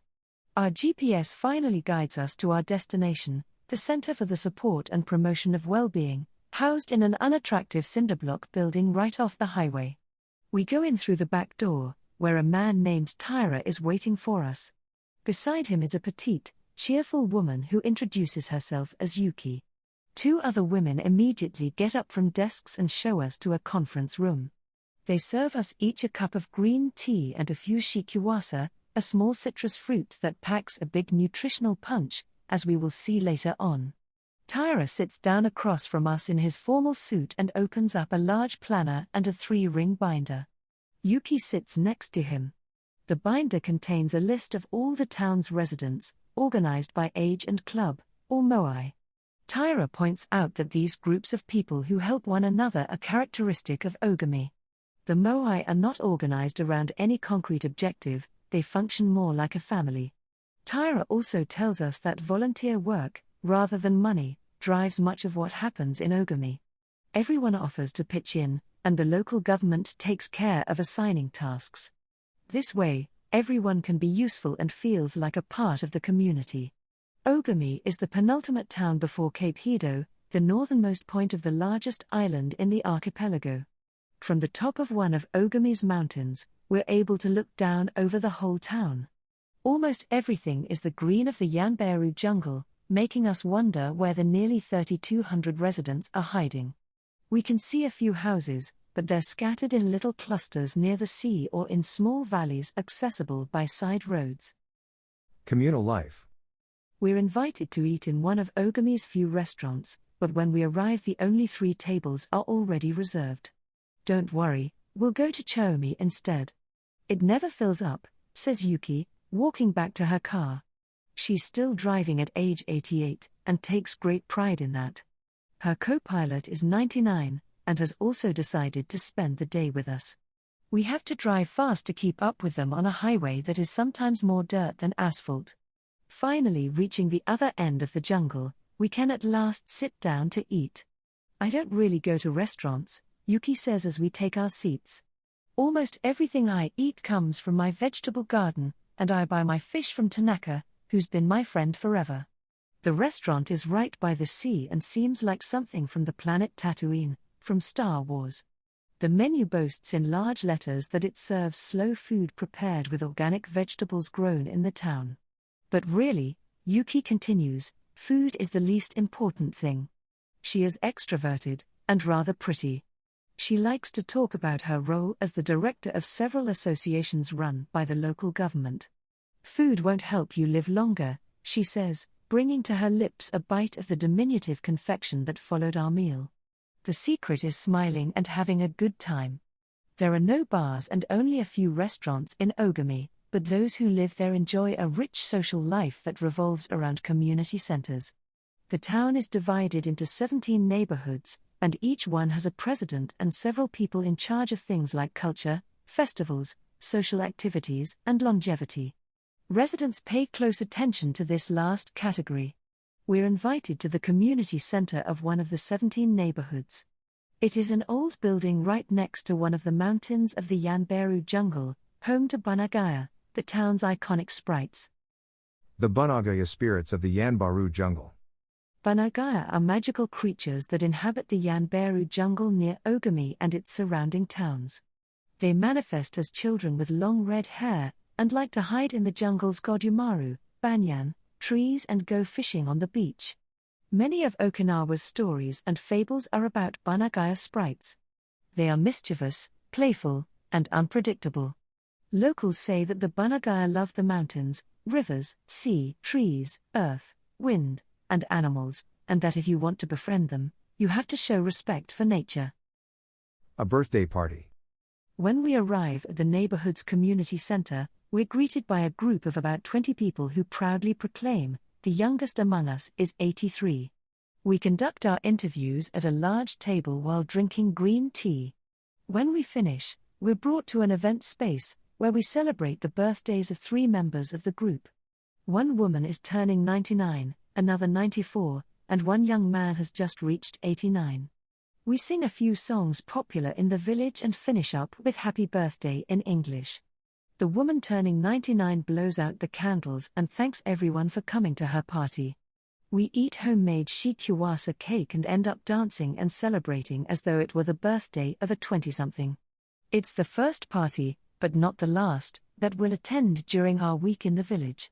We'll also do karaoke with a group of seniors who sing better than we do, and attend a traditional festival with local bands, dancers, and food stands at the foot of a mountain. Celebrate each day, together. Celebrations seem to be an essential part of life in Ogami. We're invited to watch a game of gateball, one of the most popular sports among Okinawa's older residents. It involves hitting a ball with a mallet-like stick. It is a low-impact sport that can be played anywhere, and is a good excuse to move around and have fun as a group. The residents hold local competitions, and there is no age limit for participants. We participate in the weekly game and lose to a woman who recently turned 104. Everyone cheers, and the defeated look on our faces elicits laughter. In addition to playing and celebrating as a community, spirituality is also essential to the happiness of the village's residents. The gods of Okinawa. The main religion in Okinawa is known as Ryukyu Shinto. Ryukyu is the original name of the Okinawa archipelago, and Shinto means the path of the gods. One Ryukyu Shinto combines elements of Chinese Taoism, Confucianism, Buddhism, and Shintoism with shamanistic and animistic elements. According to this ancient faith, the world is populated by an infinite number of spirits divided into several types: spirits of the home, of the forest, of the trees, and of the mountains. It is important to appease these spirits through rituals and festivals, and by consecrating sacred grounds. Okinawa is full of sacred jungles and forests, where many of the 2 main kinds of temples are found, the Utaki and the Uganju. We visited an Uganju, or small, open-air temple adorned with incense and coins, next to a waterfall in Ogami. The Utaki is a collection of stones where people go to pray and where, supposedly, spirits gather. In Okinawa's religious practice, women are considered spiritually superior to men, whereas the opposite is true of traditional Shintoism in the rest of Japan. Yuta are women chosen as mediums by their communities to make contact with the spirit realm through traditional rites. Ancestor worship is another important feature of spiritual practice in Okinawa, and in Japan in general. The home of each generation's firstborn usually contains a butsudan, or small altar, used to pray for and make offerings to the family's ancestors. Mabui. Every person has an essence, or mabui. This mabui is our spirit and the source of our life force. It is immortal and makes us who we are. Sometimes, the mabui of someone who has died is trapped in the body of a living person. This situation requires a separation ritual to free the mabui of the deceased. It often happens when a person dies suddenly, especially at a young age, and his or her mabui does not want to move on to the realm of the dead. A mabui can also be passed from person to person by physical contact. A grandmother who leaves her granddaughter a ring transfers a part of her mabui to her. Photographs can also be a medium for passing mabui among people. The older, the stronger. Looking back, our days in Ogami were intense but relaxed, sort of like the lifestyle of the locals, who always seemed to be busy with important tasks but who, upon closer inspection, did everything with a sense of calm. They were always pursuing their Ikigai, but they were never in a rush. Not only did they seem to be happily busy, but we also noticed that they followed the other principles for happiness that Washington Burnap stated 200 years ago. The grand essentials to happiness in this life are something to do, something to love, and something to hope for. On our last day, we went to buy gifts at a small market at the edge of town. The only things sold there are local vegetables, green tea, and shikiwasa juice, along with bottles of water from a spring hidden in the Yanberu forests, bearing labels that read longevity water. We bought ourselves some of this longevity water and drank it in the parking lot, looking out over the sea and hoping that the little bottles that promised a magic elixir would bring us health and long life, and would help us find our own Ikigai. Then we took a photo with a statue of a Bunagaya, and walked up to it one last time to read the inscription. A declaration from the town where people live longest. At 80 I am still a child. When I come to see you at 90, send me away to wait until I'm 100. The older, the stronger, let us not depend too much on our children as we age. If you seek long life and health, you are welcome in our village, where you will be blessed by nature, and together we will discover the secret to longevity. The interviews. Over the course of a week we conducted a total of 100 interviews, asking the eldest members of the community about their life philosophy, their Ikigai, and the secrets to longevity. We filmed these conversations with 2 cameras for use in a little documentary, and chose a few especially meaningful and inspiring statements to include in this section of the book. 1. Don't worry. The secret to a long life is not to worry. And to keep your heart young, don't let it grow old. Open your heart to people with a nice smile on your face. If you smile and open your heart, your grandchildren and everyone else will want to see you. The best way to avoid anxiety is to go out in the street and say hello to people. I do it every day. I go out there and say, hello. And see you later. Then I go home and care for my vegetable garden. In the afternoon, I spend time with friends. Here, everyone gets along. We try not to cause problems. Spending time together and having fun is the only thing that matters. 2. Cultivate good habits. I feel joy every morning waking up at 6 and opening the curtains to look out at my garden, where I grow my own vegetables. I go right outside to check on my tomatoes, my mandarin oranges. I love the sight of them, it relaxes me. After an hour in the garden I go back inside and make breakfast. I plant my own vegetables and cook them myself. That's my Ikigai.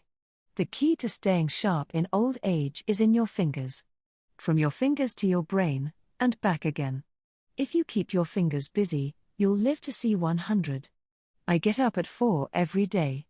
I set my alarm for that time, have a cup of coffee, and do a little exercise, lifting my arms. That gives me energy for the rest of the day. I eat a bit of everything, I think that's the secret.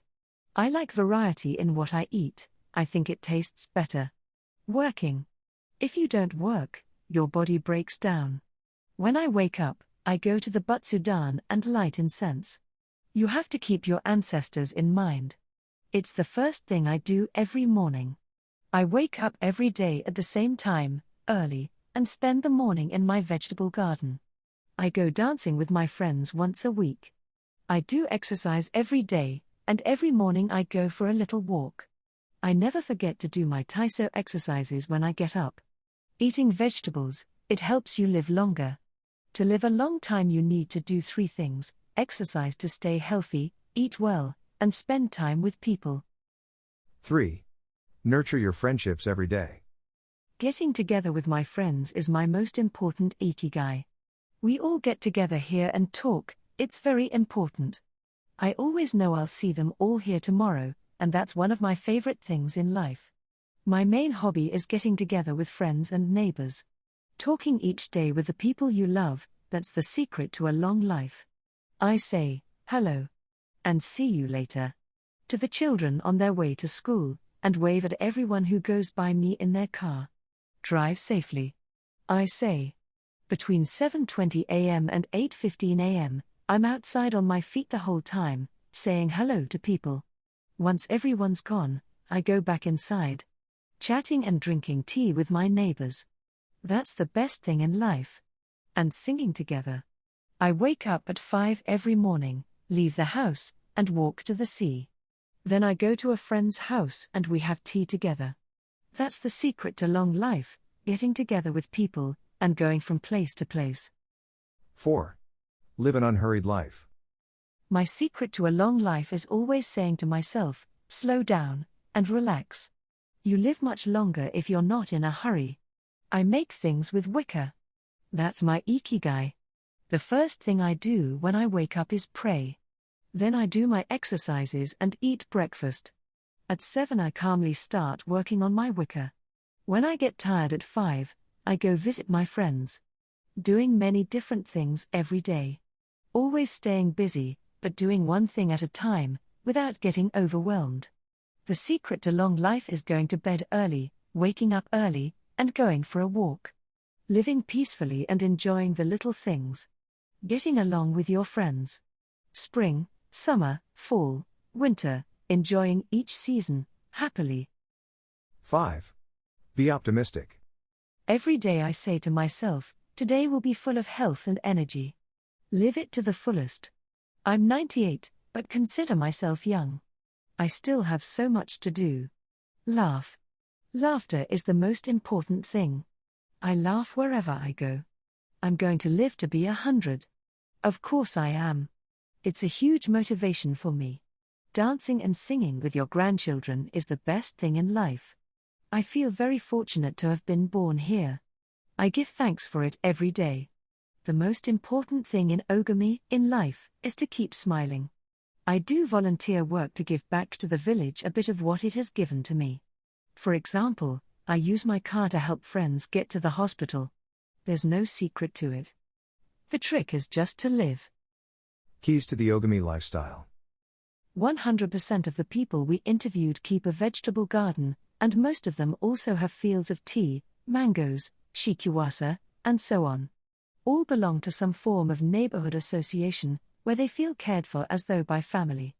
They celebrate all the time, even little things. Music, song, and dance are essential parts of daily life. They have an important purpose in life, or several. They have an Ikigai, but they don't take it too seriously. They are relaxed and enjoy all that they do. They are very proud of their traditions and local culture. They are passionate about everything they do, however insignificant it might seem. Locals have a strong sense of uemaru, recognizing the connection between people.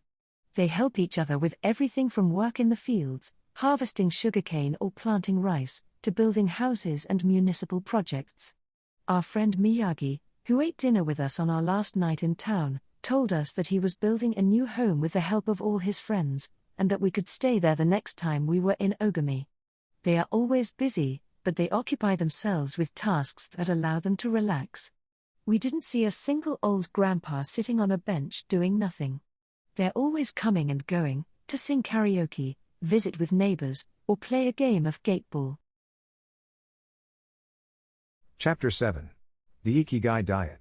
What the world's longest living people eat and drink. According to the World Health Organization, Japan has the highest life expectancy in the world, 85 years for men and 87.3 years for women.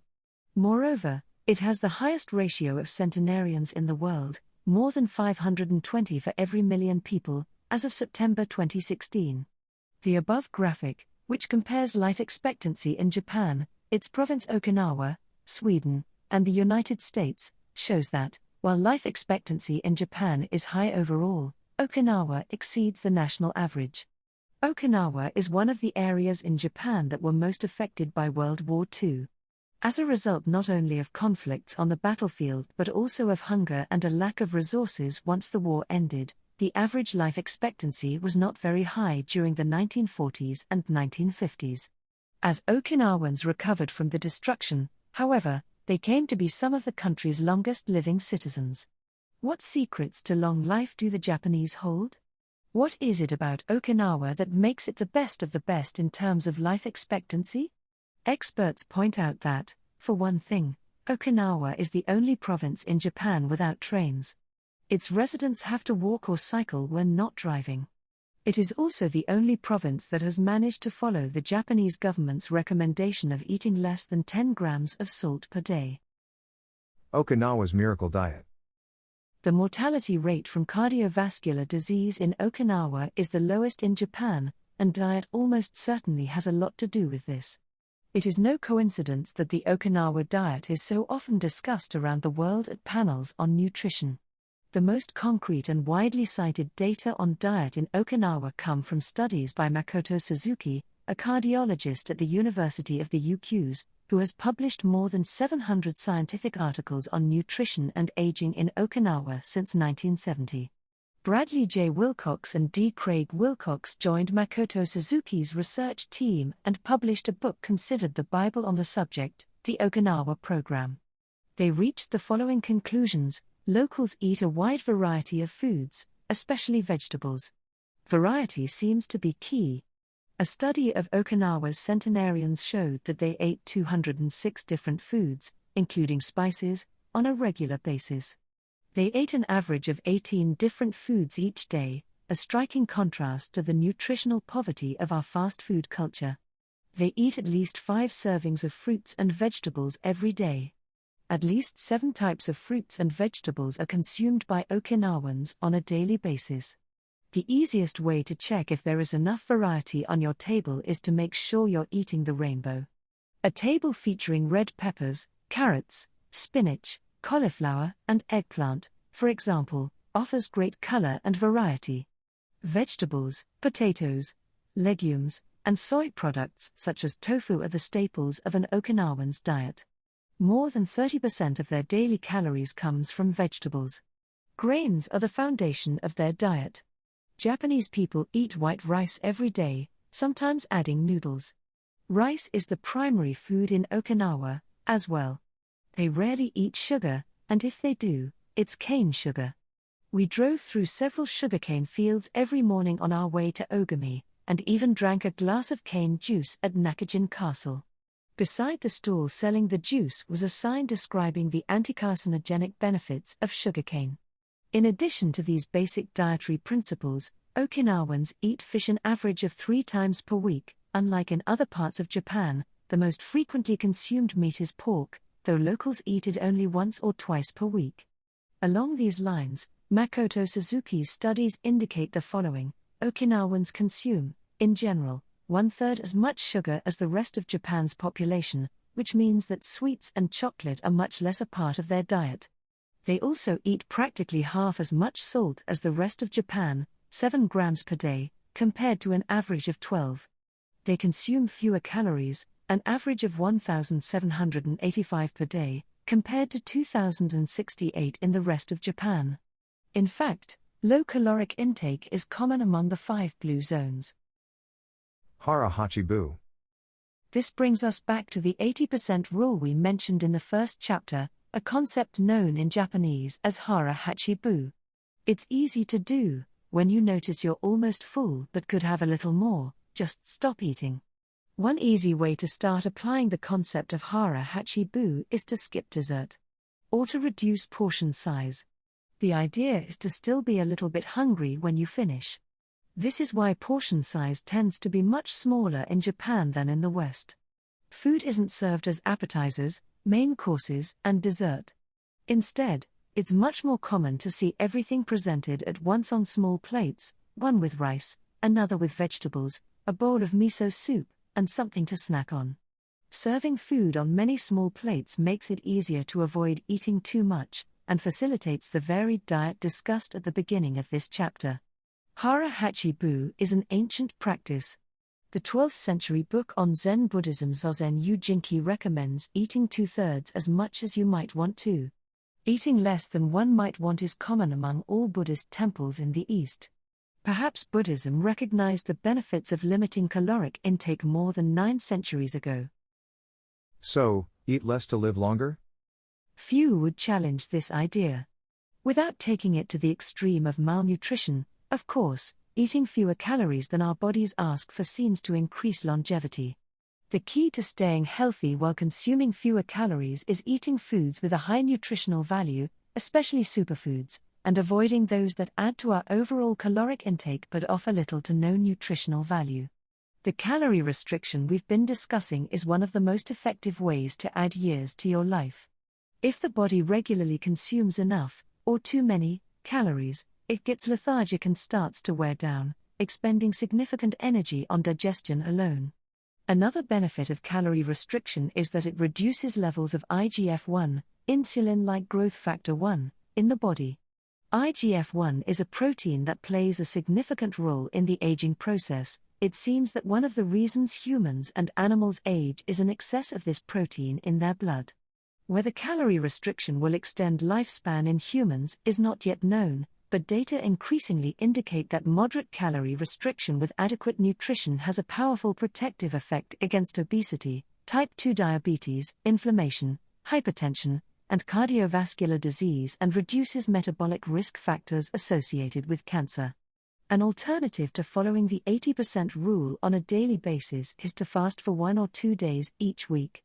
The 5-2, or fasting, diet recommends 2 days of fasting, consuming fewer than 500 calories every week and eating normally on the other 5 days. Among its many benefits, fasting helps cleanse the digestive system and allows it to rest. 15 natural antioxidants found in the Okinawan diet. Antioxidants are molecules that slow the oxidation process in cells, neutralizing the free radicals that cause damage and accelerate aging. The antioxidant power of green tea, for example, is well known, and will be discussed later at greater length. Because they are rich in antioxidants and are eaten nearly every day in the region, these 15 foods are considered keys to Okinawan vitality: tofu, miso, tuna, carrots, goya, bitter melon, kombu, sea kelp, cabbage nori, seaweed, onion, soy sprouts, jicama, cucumber-like gourd, soybeans, boiled or raw, sweet potato, peppers, sanpin cha, jasmine tea. Sanpin cha, the reigning infusion in Okinawa. Okinawans drink more sanpin cha, a mix of green tea and jasmine flowers, than any other kind of tea. The closest approximation in the West would be the jasmine tea that usually comes from China.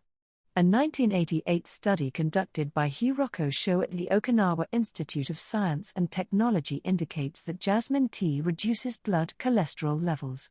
Sanpin cha can be found in many different forms in Okinawa, and is even available in vending machines.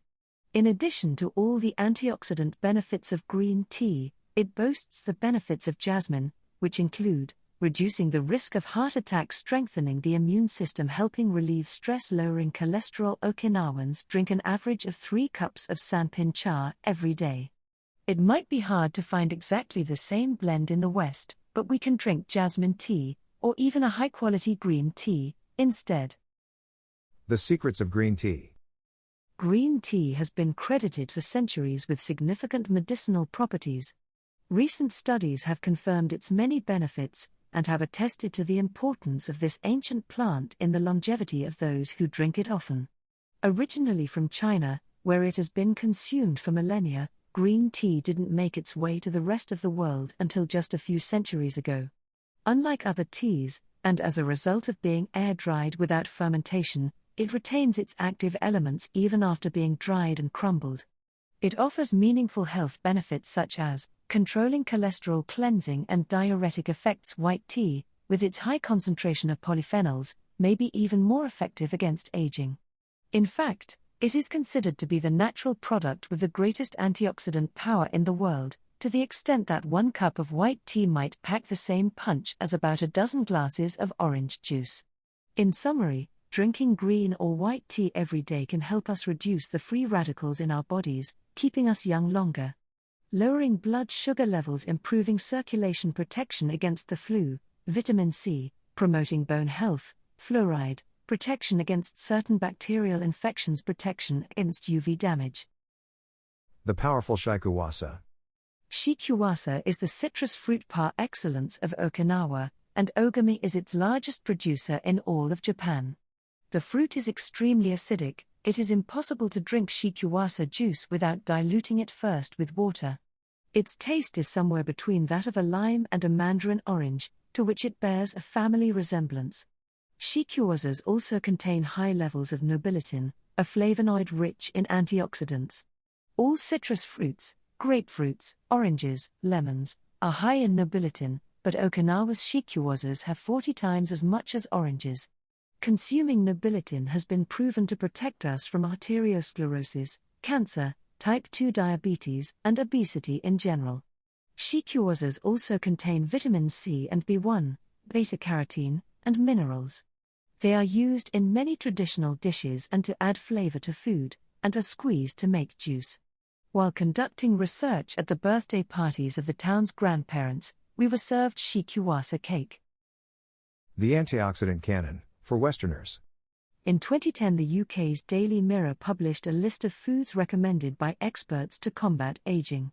Among these foods readily available in the West are vegetables such as broccoli and chard, for their high concentration of water, minerals, and fiber; oily fish such as salmon, mackerel, tuna, and sardines, for all the antioxidants in their fat; fruits such as citrus, strawberries, and apricots. They are an excellent source of vitamins and help eliminate toxins from the body; berries such as blueberries and goji berries, they are rich in phytochemical antioxidants; dried fruits, which contain vitamins and antioxidants, and give you energy; grains such as oats and wheat, which give you energy and contain minerals; olive oil, for its antioxidant effects that show in your skin; red wine, in moderation, for its antioxidant and vasodilatory properties; foods that should be eliminated are refined sugar and grains, processed baked goods, and prepared foods, along with cow's milk and all its derivatives.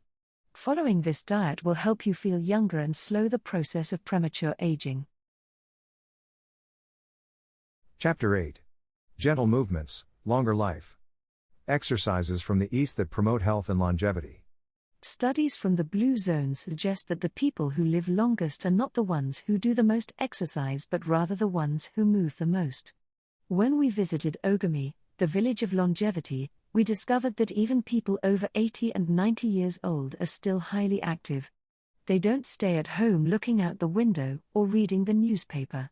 Ogami's residents walk a lot, do karaoke with their neighbors, get up early in the morning, and, as soon as they've had breakfast, or even before, head outside to weed their gardens.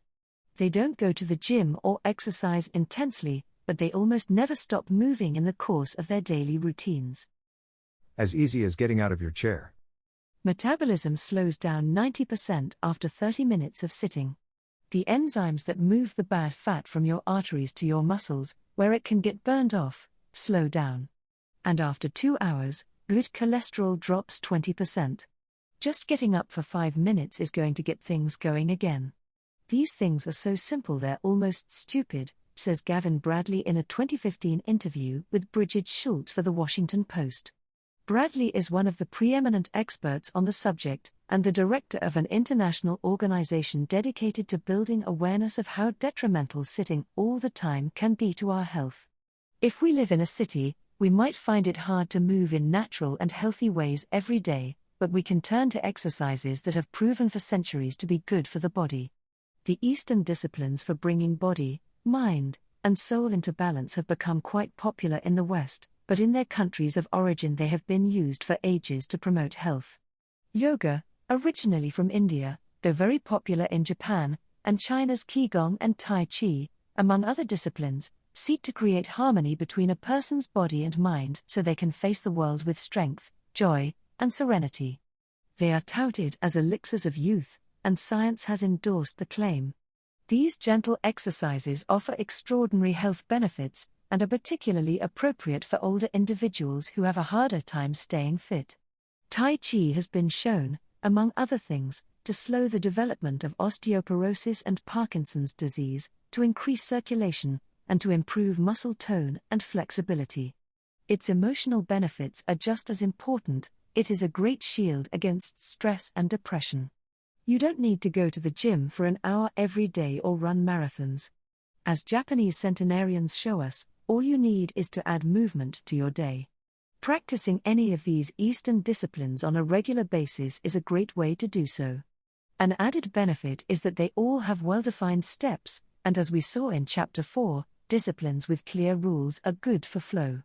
If you don't like any of these disciplines, feel free to choose a practice that you love and that makes you move.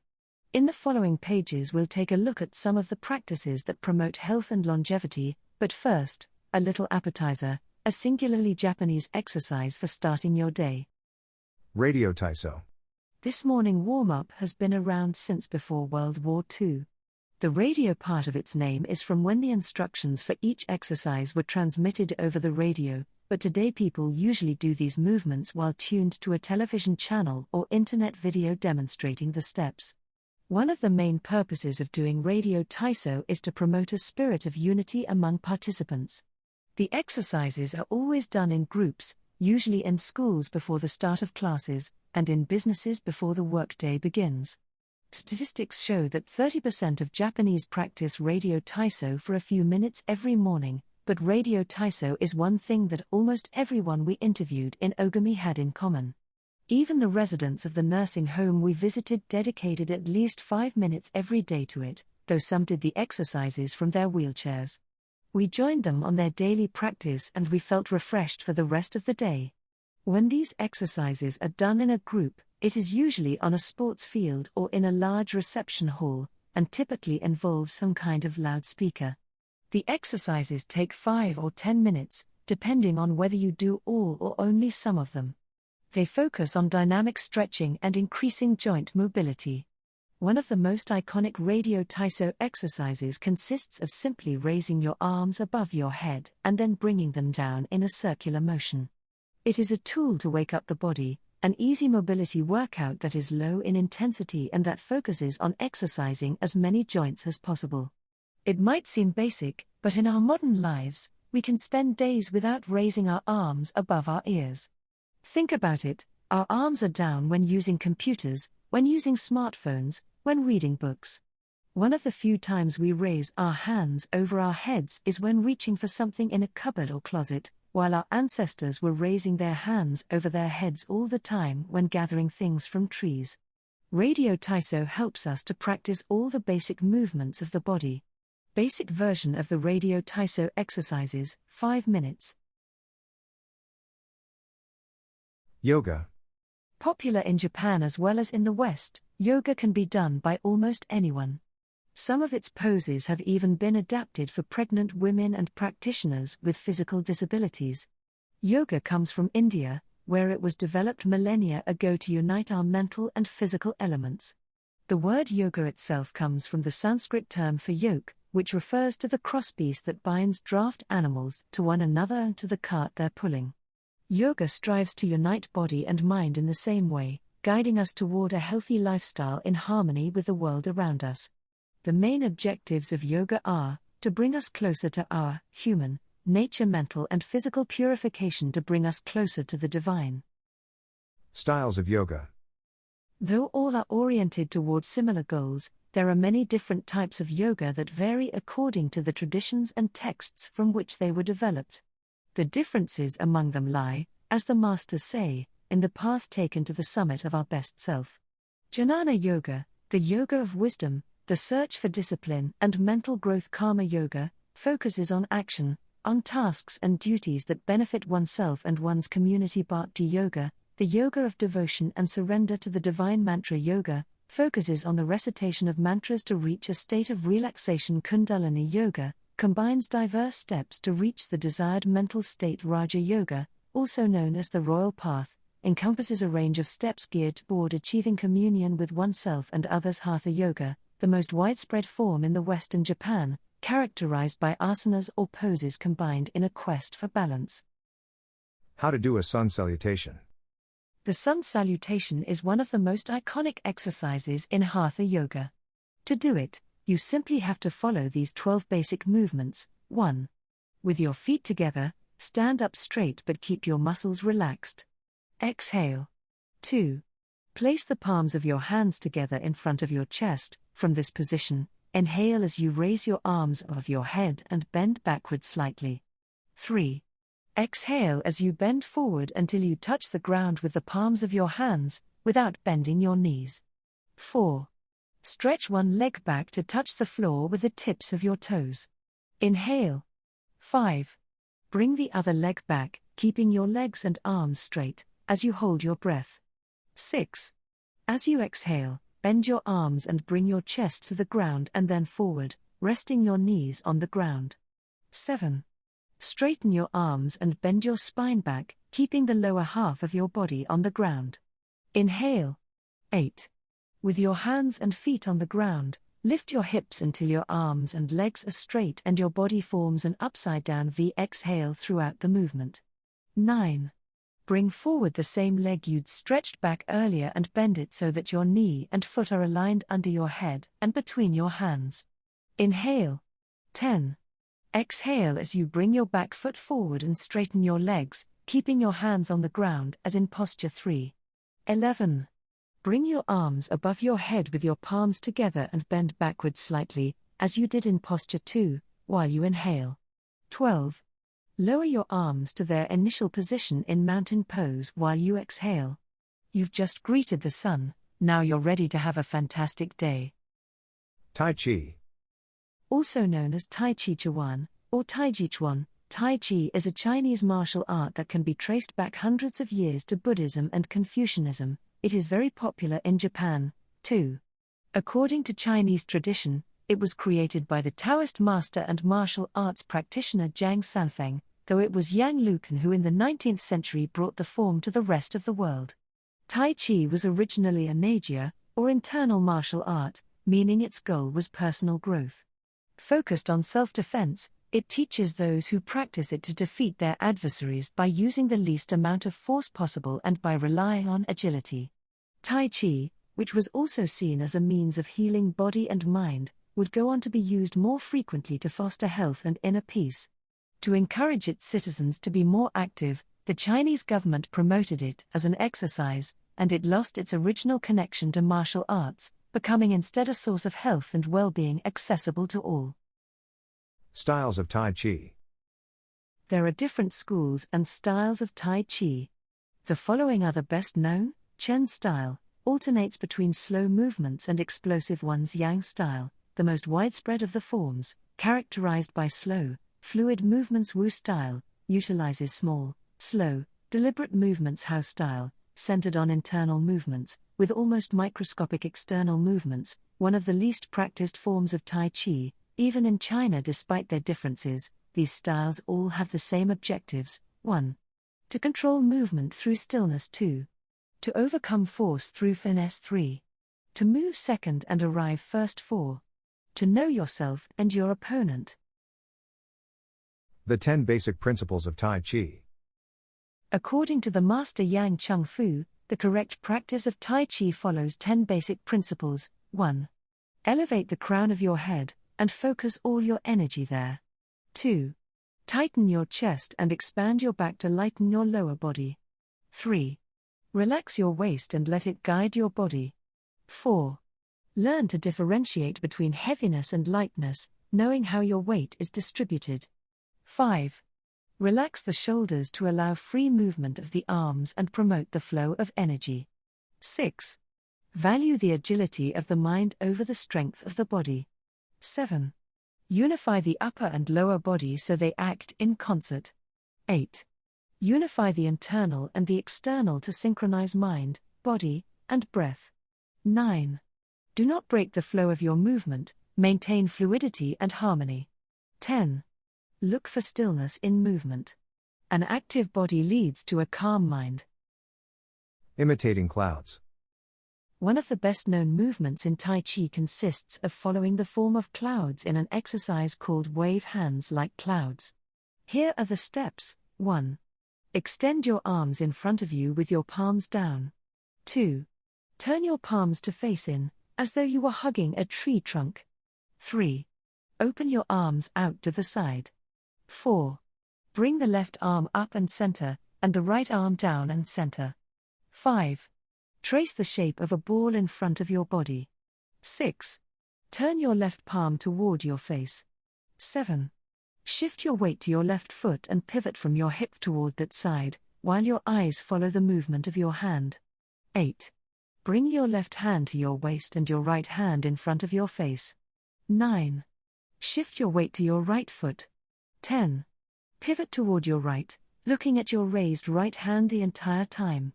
11. Repeat this movement fluidly, shifting your weight from one foot to the other as you reposition your hands. 12. Stretch your arms out in front of you again and bring them down slowly, returning to your initial position. Qigong.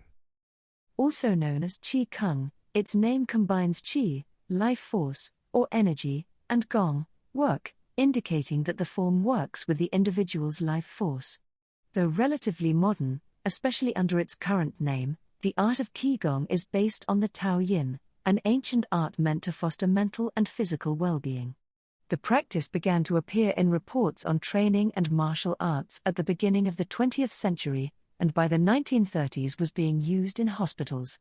The Chinese government later popularized it, as it had done with Tai Chi. Qigong involves static and dynamic physical exercises that stimulate respiration in a standing, seated, or reclined position. There are many different styles of Qigong, but all of them seek to strengthen and regenerate Qi. Though its movements are typically gentle, the practice is intense. Benefits of Qigong. According to numerous international scientific studies, Qigong, like Tai Chi and yoga, offers significant health benefits. The following stand out among those proven through scientific research, as observed by Dr. Kenneth M.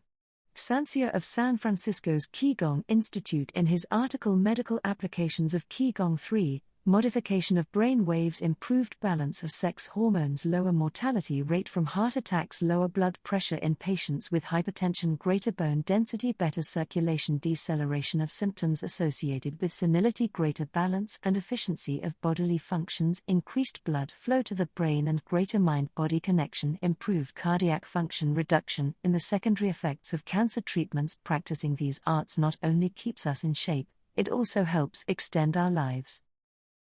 Methods for practicing Qigong. In order to practice Qigong correctly, we should remember that our life energy flows through our whole body. We should know how to regulate its many parts. 1. Tao Shen, regulating the body. By adopting the correct posture, it is important to be firmly rooted to the ground. 2. Tao Shai, regulating the breath, until it is calm, steady, and peaceful. 3. Tao Xing, regulating the mind, the most complicated part, as it implies emptying the mind of thoughts. 4. Tao Qi, regulating the life force, through the regulation of the 3 prior elements, so that it flows naturally. 5.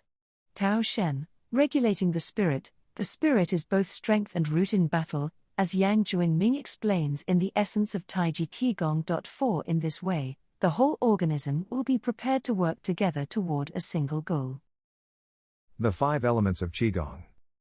One of Qigong's best-known exercises is a series representing the 5 elements: earth, water, wood, metal, and fire. This series of movements seeks to balance the 5 currents of energy in order to improve brain and organ function. There are several ways to do these movements. In this case, We're following the model of Professor Maria Isabel García Monreal from the Qigong Institute in Barcelona. Earth. 1. Stand with your legs apart and your feet directly below your shoulders. 2. Turn your feet outward slightly to strengthen the posture. 3. Keep your shoulders relaxed and down and your arms loose at your sides, slightly away from your body. This is the Wu Qi, or rooted, posture. 4. As you inhale, raise your arms in front of you until your hands are level with your shoulders, your palms facing down. 5. Exhale as you bend your knees and bring your arms down until your hands are level with your stomach, your palms facing in. 6. Hold this position for a few seconds, focusing on your breath. Water. 1. Starting from earth posture, bend your knees into a squat, keeping your chest upright and exhaling throughout. 2. Press your coccyx downward to stretch your lumbar spine. 3. As you inhale, stand to return to earth posture. 4. Repeat twice, for a total of 3. Wood. 1.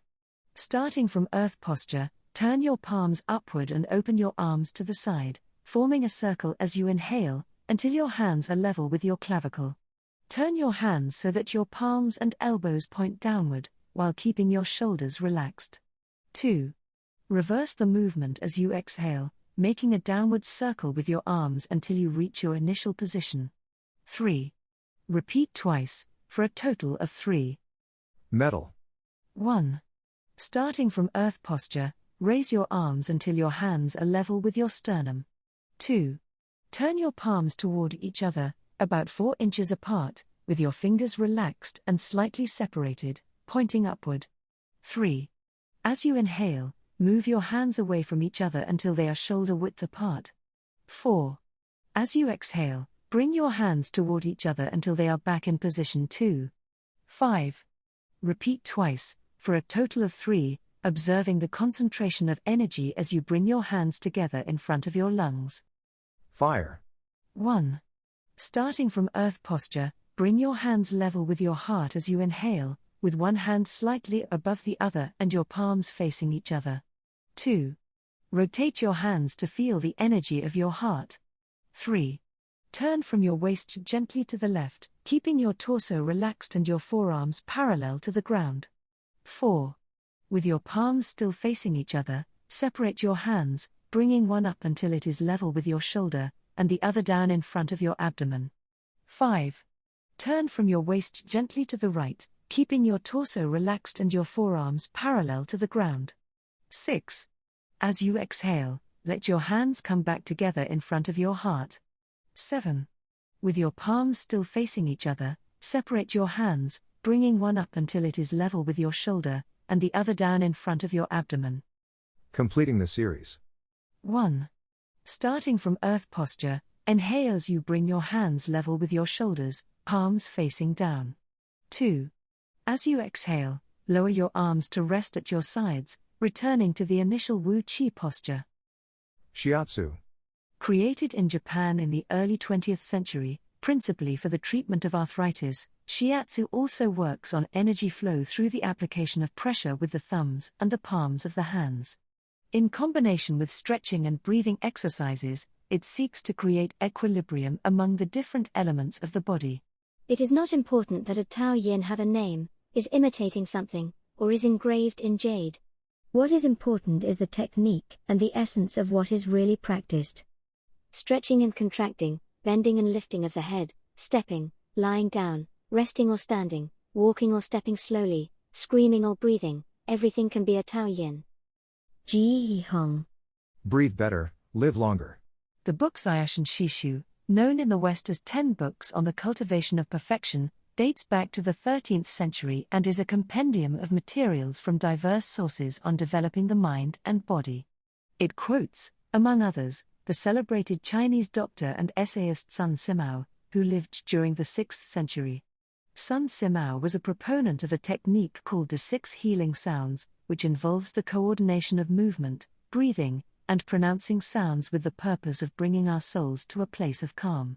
The 6 sounds are, shu, pronounced like sh, with a deep sigh, which is associated with the liver he, pronounced like her with a yawn, which is associated with the heart si, pronounced like sir with a slow exhale, which is associated with the lungs chui, pronounced like chui with a forceful exhale, which is associated with the kidneys hu, pronounced like hu, which is associated with the spleen zai, pronounced like shi, which connects the whole body. The following poem by Sun Simiao offers clues about how to live well according to the season. It reminds us of the importance of breathing, and suggests that as we breathe, we visualize the organs associated with each of the healing sounds. In spring, breathe shu for clear eyes and so wood can aid your liver. In summer, reach for he, so that heart and fire can be at peace. In fall, breathe si to stabilize and gather metal, keeping the lungs moist. For the kidneys, next, breathe chui and see your inner waters calm. The triple heater needs your 11 to expel all heat and troubles. In all 4 seasons, take deep breaths so your spleen can process food. And, of course, avoid exhaling noisily, don't let even your own ears hear you. The practice is most excellent and will help preserve your divine elixir. It might feel confusing to be presented with all the Eastern traditions we have introduced in this chapter. The takeaway is that they all combine a physical exercise with an awareness of our breath.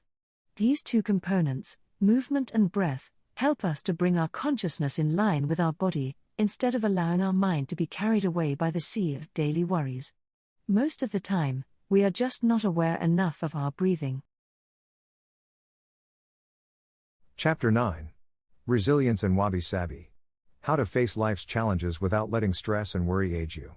What is resilience? One thing that everyone with a clearly defined Ikigai has in common is that they pursue their passion no matter what. They never give up, even when the cards seem stacked against them or they face one hurdle after another. We're talking about resilience, a concept that has become influential among psychologists. But resilience isn't just the ability to persevere. As we'll see in this chapter, it is also an outlook we can cultivate to stay focused on the important things in life rather than what is most urgent, and to keep ourselves from being carried away by negative emotions. In the final section of the chapter, we'll explore techniques that go beyond resilience to cultivate anti-fragility. Sooner or later, we all have to face difficult moments, and the way we do this can make a huge difference to our quality of life. Proper training for our mind, body, and emotional resilience is essential for confronting life's ups and downs. Fall 7 times, rise 8. Japanese proverb: resilience is our ability to deal with setbacks. The more resilient we are, the easier it will be to pick ourselves up and get back to what gives meaning to our lives. Resilient people know how to stay focused on their objectives, on what matters, without giving in to discouragement. Their flexibility is the source of their strength. They know how to adapt to change and to reversals of fortune. They concentrate on the things they can control and don't worry about those they can't. In the words of the famous Serenity Prayer by Reinhold Niebuhr, God, give us grace to accept with serenity the things that cannot be changed, courage to change the things which should be changed, and the wisdom to distinguish the one from the other. Emotional resilience through Buddhism and Stoicism. Siddhartha Gautama, Buddha, was born a prince of Kopilavastu, Nepal, and grew up in a palace, surrounded by riches. At 16 he married and had a child. Not satisfied by his family's wealth, at 29 he decided to try a different lifestyle and ran away from the palace to live as an ascetic. But it wasn't asceticism that he was looking for, it didn't offer the happiness and well-being he sought. Neither wealth nor extreme asceticism worked for him. He realized that a wise person should not ignore life's pleasures. A wise person can live with these pleasures but should always remain conscious of how easy it is to be enslaved by them. Zeno of Citium began his studies with the Cynics. The Cynics also led ascetic lives, leaving behind all earthly pleasures. They lived in the street, and the only thing they owned was the clothing on their backs. Seeing that cynicism did not give him a sense of well-being, Zeno abandoned its teachings to found the school of Stoicism, which centers on the idea that there is nothing wrong with enjoying life's pleasures as long as they do not take control of your life as you enjoy them. You have to be prepared for those pleasures to disappear. The goal is not to eliminate all feelings and pleasures from our lives, as in cynicism, but to eliminate negative emotions. Since their inception, One of the objectives of both Buddhism and Stoicism has been to control pleasure, emotions, and desires. Though the philosophies are very different, both aim to curb our ego and control our negative emotions. Both Stoicism and Buddhism are, at their roots, methods for practicing well-being. According to Stoicism, our pleasures and desires are not the problem. We can enjoy them as long as they don't take control of us. The Stoics viewed those who were able to control their emotions as virtuous. What's the worst thing that could happen? We finally land our dream job, but after a little while we are already hunting for a better one.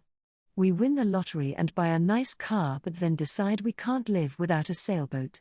We finally win the heart of the man or woman we've been pining for and suddenly find we have a wandering eye.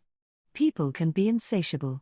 The Stoics believed that these kinds of desires and ambitions are not worth pursuing. The objective of the virtuous person is to reach a state of tranquility, apatheia, the absence of negative feelings such as anxiety, fear, shame, vanity, and anger, and the presence of positive feelings such as happiness, love, serenity, and gratitude. In order to keep their minds virtuous, the Stoics practiced something like negative visualization. They imagined the worst thing that could happen in order to be prepared if certain privileges and pleasures were taken from them. To practice negative visualization, we have to reflect on negative events, but without worrying about them. Seneca, one of the richest men in ancient Rome, lived a life of luxury but was, nonetheless, an active Stoic. He recommended practicing negative visualization every night before falling asleep. In fact, he not only imagined these negative situations, he actually put them into practice, for example, by living for a week without servants, or the food and drink he was used to as a wealthy man. As a result, he was able to answer the question, what's the worst thing that could happen? Meditating for healthier emotions. In addition to negative visualization and not giving in to negative emotions, another central tenet of Stoicism is knowing what we can control and what we can't, as we see in the Serenity Prayer. Worrying about things that are beyond our control accomplishes nothing.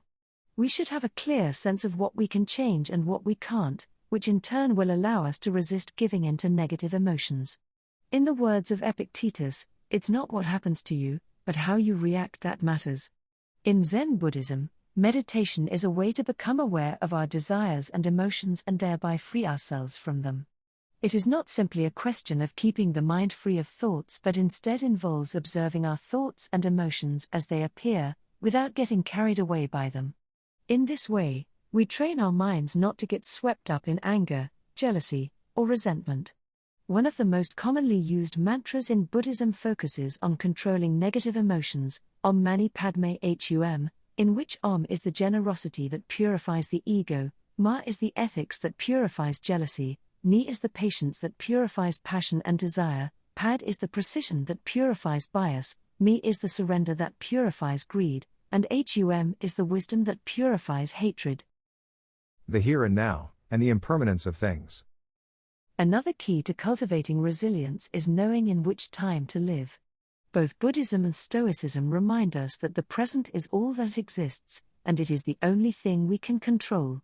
Instead of worrying about the past or the future, we should appreciate things just as they are in the moment, in the now. The only moment in which you can be truly alive is the present moment, observes the Buddhist monk Thich Nhat Hanh. In addition to living in the here and now, the Stoics recommend reflecting on the impermanence of the things around us. The Roman Emperor Marcus Aurelius said that the things we love are like the leaves of a tree, they can fall at any moment with a gust of wind. He also said that changes in the world around us are not accidental but rather form part of the essence of the universe, a rather Buddhist notion, in fact. We should never forget that everything we have and all the people we love will disappear at some point. This is something we should keep in mind, but without giving in to pessimism.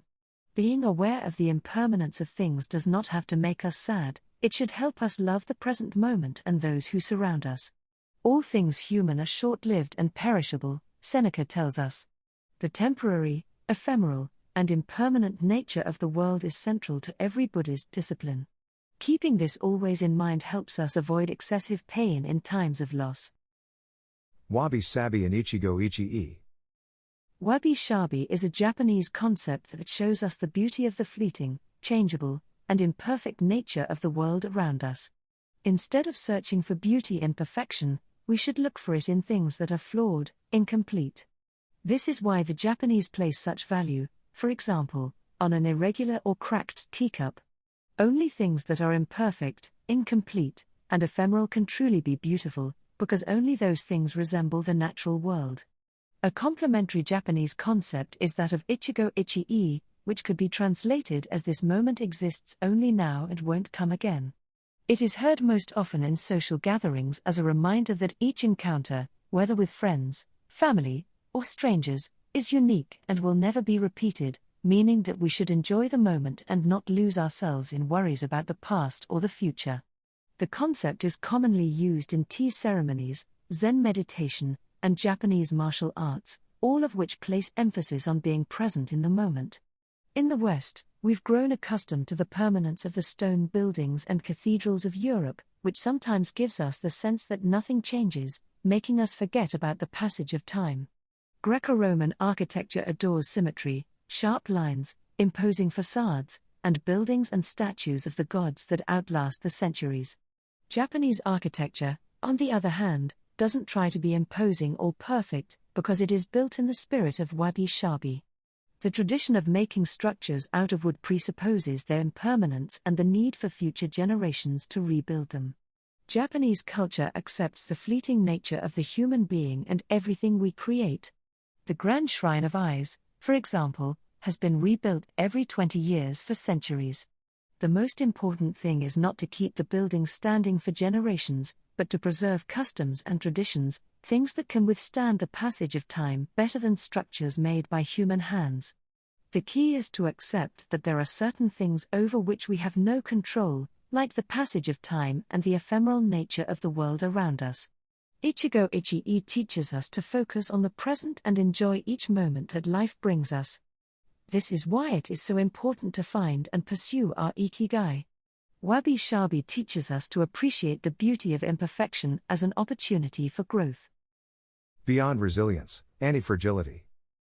As the legend goes, the first time Hercules faced the Hydra, he despaired when he discovered that cutting off one of its heads meant that two would grow back in its place. He would never be able to kill the beast if it got stronger with every wound. As Nassim Nicholas Taleb explains in Anti-Fragile, Things That Gain from Disorder, we use the word fragile to describe people, things, and organizations that are weakened when harmed, and the words robust and resilient for things that are able to withstand harm without weakening, but we don't have a word for things that get stronger when harmed, up to a point.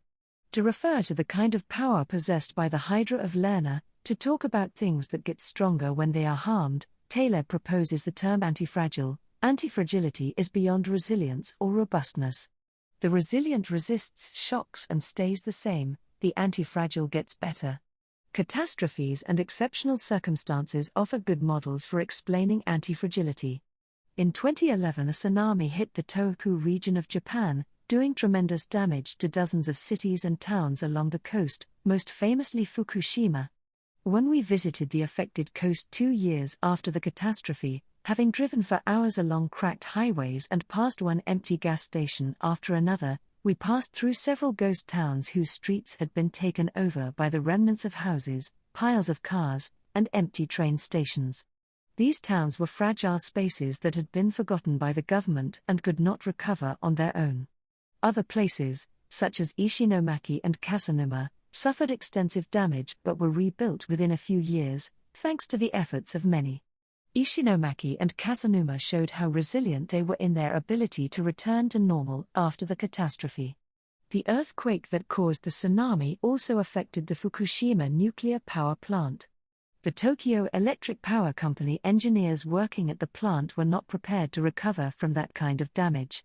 The Fukushima nuclear facility is still in a state of emergency and will be for decades to come. It demonstrated its fragility in the face of an unprecedented catastrophe. The Japanese financial markets closed minutes after the earthquake. Which businesses did the best in the aftermath? Stock in big construction companies has been steadily on the rise since 2011. The need to rebuild the entire coast of Tohoku is a boon for construction. In this case, Japanese construction companies are anti-fragile, since they benefited enormously from the catastrophe. Now let's take a look at how we can apply this concept to our daily lives. How can we be more anti-fragile? Step 1. Create redundancies. Instead of having a single salary, try to find a way to make money from your hobbies, at other jobs, or by starting your own business. If you have only one salary, you might be left with nothing should your employer run into trouble, leaving you in a position of fragility. On the other hand, if you have several options and you lose your primary job, it might just happen that you end up dedicating more time to your secondary job, and maybe even make more money at it. You would have beaten that stroke of bad luck and would be, in that case, anti-fragile. 100% of the seniors we interviewed in Ogami had a primary and a secondary occupation. Most of them kept a vegetable garden as a secondary job, and sold their produce at the local market. The same idea goes for friendships and personal interests. It's just a matter, as the saying goes, of not putting all your eggs in one basket. In the sphere of romantic relationships, there are those who focus all their energy on their partner and make him or her their whole world. Those people lose everything if the relationship doesn't work out, whereas if they've cultivated strong friendships and a full life along the way, they'll be in a better position to move on at the end of a relationship. They'll be anti-fragile. Right now you might be thinking, I don't need more than one salary, and I'm happy with the friends I've always had. Why should I add anything new? It might seem like a waste of time to add variation to our lives, because extraordinary things don't ordinarily happen. We slip into a comfort zone. But the unexpected always happens, sooner or later. Step 2. Bet conservatively in certain areas and take many small risks in others. The world of finance turns out to be very useful in explaining this concept. If you have $10,000 saved up, you might put $9,000 of that into an index fund or fixed-term deposit, and invest the remaining $1,000 in 10 startups with huge growth potential, say, $100 in each. One possible scenario is that 3 of the companies fail, you lose $300, the value of 3 other companies goes down, you lose another $100 or $200, the value of 3 goes up, you make $100 or $200, and the value of one of the startups increases 20-fold, you make nearly $2,000, or maybe even more. You still make money, even if 3 of the businesses go completely belly up. You've benefited from the damage, just like the Hydra. The key to becoming anti-fragile is taking on small risks that might lead to great reward, without exposing ourselves to dangers that might sink us, such as investing $10,000 in a fund of questionable reputation that we saw advertised in the newspaper.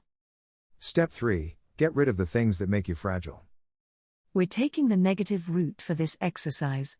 Ask yourself, what makes me fragile? Certain people, things, and habits generate losses for us and make us vulnerable. Who and what are they? When we make our New Year's resolutions, we tend to emphasize adding new challenges to our lives. It's great to have this kind of objective, but setting good riddance goals can have an even bigger impact. For example, stop snacking between meals, eat sweets only once a week, gradually pay off all debt, avoid spending time with toxic people, avoid spending time doing things we don't enjoy, simply because we feel obligated to do them, spend no more than 20 minutes on Facebook per day to build resilience into our lives. We shouldn't fear adversity, because each setback is an opportunity for growth. If we adopt an anti-fragile attitude, we'll find a way to get stronger with every blow, refining our lifestyle and staying focused on our Ikigai. Taking a hit or two can be viewed as either a misfortune or an experience that we can apply to all areas of our lives, as we continually make corrections and set new and better goals. As Taleb writes in Anti-Fragile, we need randomness, mess, adventures, uncertainty, self-discovery, hear traumatic episodes, all these things that make life worth living. We encourage those interested in the concept of anti-fragility to read Nassim Nicholas Taleb's Anti-Fragile. Life is pure imperfection, as the philosophy of Wabi-Sabi teaches us, and the passage of time shows us that everything is fleeting, but if you have a clear sense of your Ikigai, each moment will hold so many possibilities that it will seem almost like an eternity. Epilogue. Ikigai, the art of living. Mitsuo Aida was one of the most important calligraphers and haikuists of the 20th century. He is yet another example of a Japanese person who dedicated his life to a very specific Ikigai, communicating emotions with 17-syllable poems, using a shodo calligraphy brush. Many of Aida's haikus philosophize about the importance of the present moment, and the passage of time. The poem reproduced below could be translated as in the here and now, the only thing in my life is your life. In another poem, Aida writes simply, here, now. It is an artwork that seeks to evoke feelings of mono-no-aware, a melancholy appreciation of the ephemeral. The following poem touches on one of the secrets of bringing Ikigai into our lives: happiness is always determined by your heart.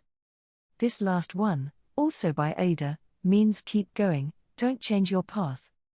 Once you discover your Ikigai, pursuing it and nurturing it every day will bring meaning to your life.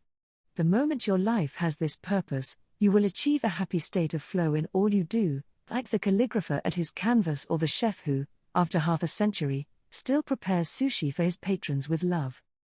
Conclusion.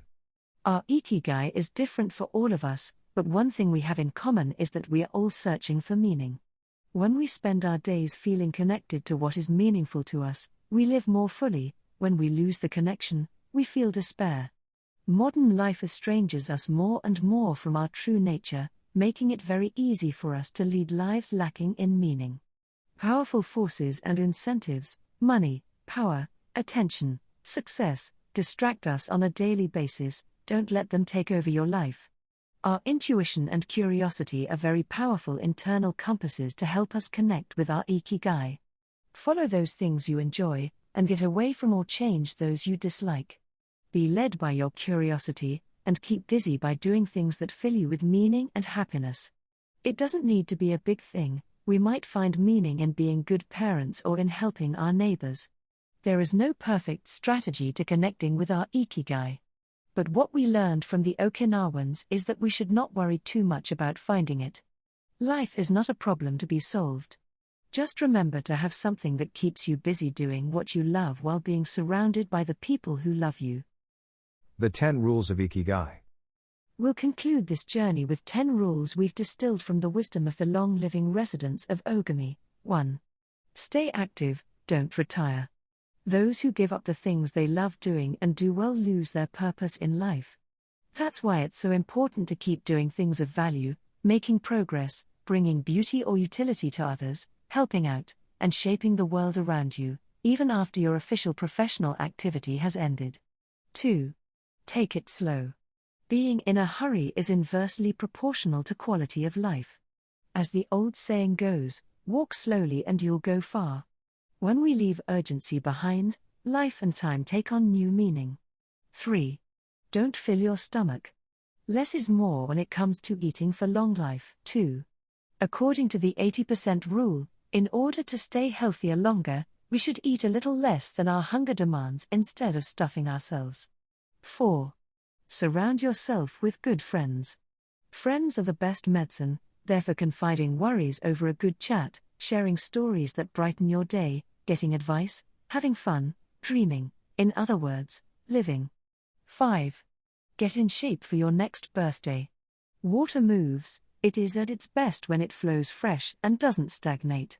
The body you move through life in needs a bit of daily maintenance to keep it running for a long time. Plus, exercise releases hormones that make us feel happy. 6. Smile. A cheerful attitude is not only relaxing, it also helps make friends. It's good to recognize the things that aren't so great, but we should never forget what a privilege it is to be in the here and now in a world so full of possibilities. 7. Reconnect with nature. Though most people live in cities these days, human beings are made to be part of the natural world. We should return to it often to recharge our batteries. 8. Give thanks. To your ancestors, to nature, which provides you with the air you breathe and the food you eat, to your friends and family, to everything that brightens your days and makes you feel lucky to be alive. Spend a moment every day giving thanks, and you'll watch your stockpile of happiness grow. 9. Live in the moment. Stop regretting the past and fearing the future. Today is all you have. Make the most of it. Make it worth remembering. 10. Follow your Ikigai. There is a passion inside you, a unique talent that gives meaning to your days and drives you to share the best of yourself until the very end. If you don't know what your Ikigai is yet, as Viktor Frankl says, your mission is to discover it. The authors of this book wish you a long, happy, and purposeful life. Thank you for joining us, Héctor García and Francesc Miralles. If you like this narration, please click the like button and subscribe to our channel for more such narrations. Thank you and have a good day.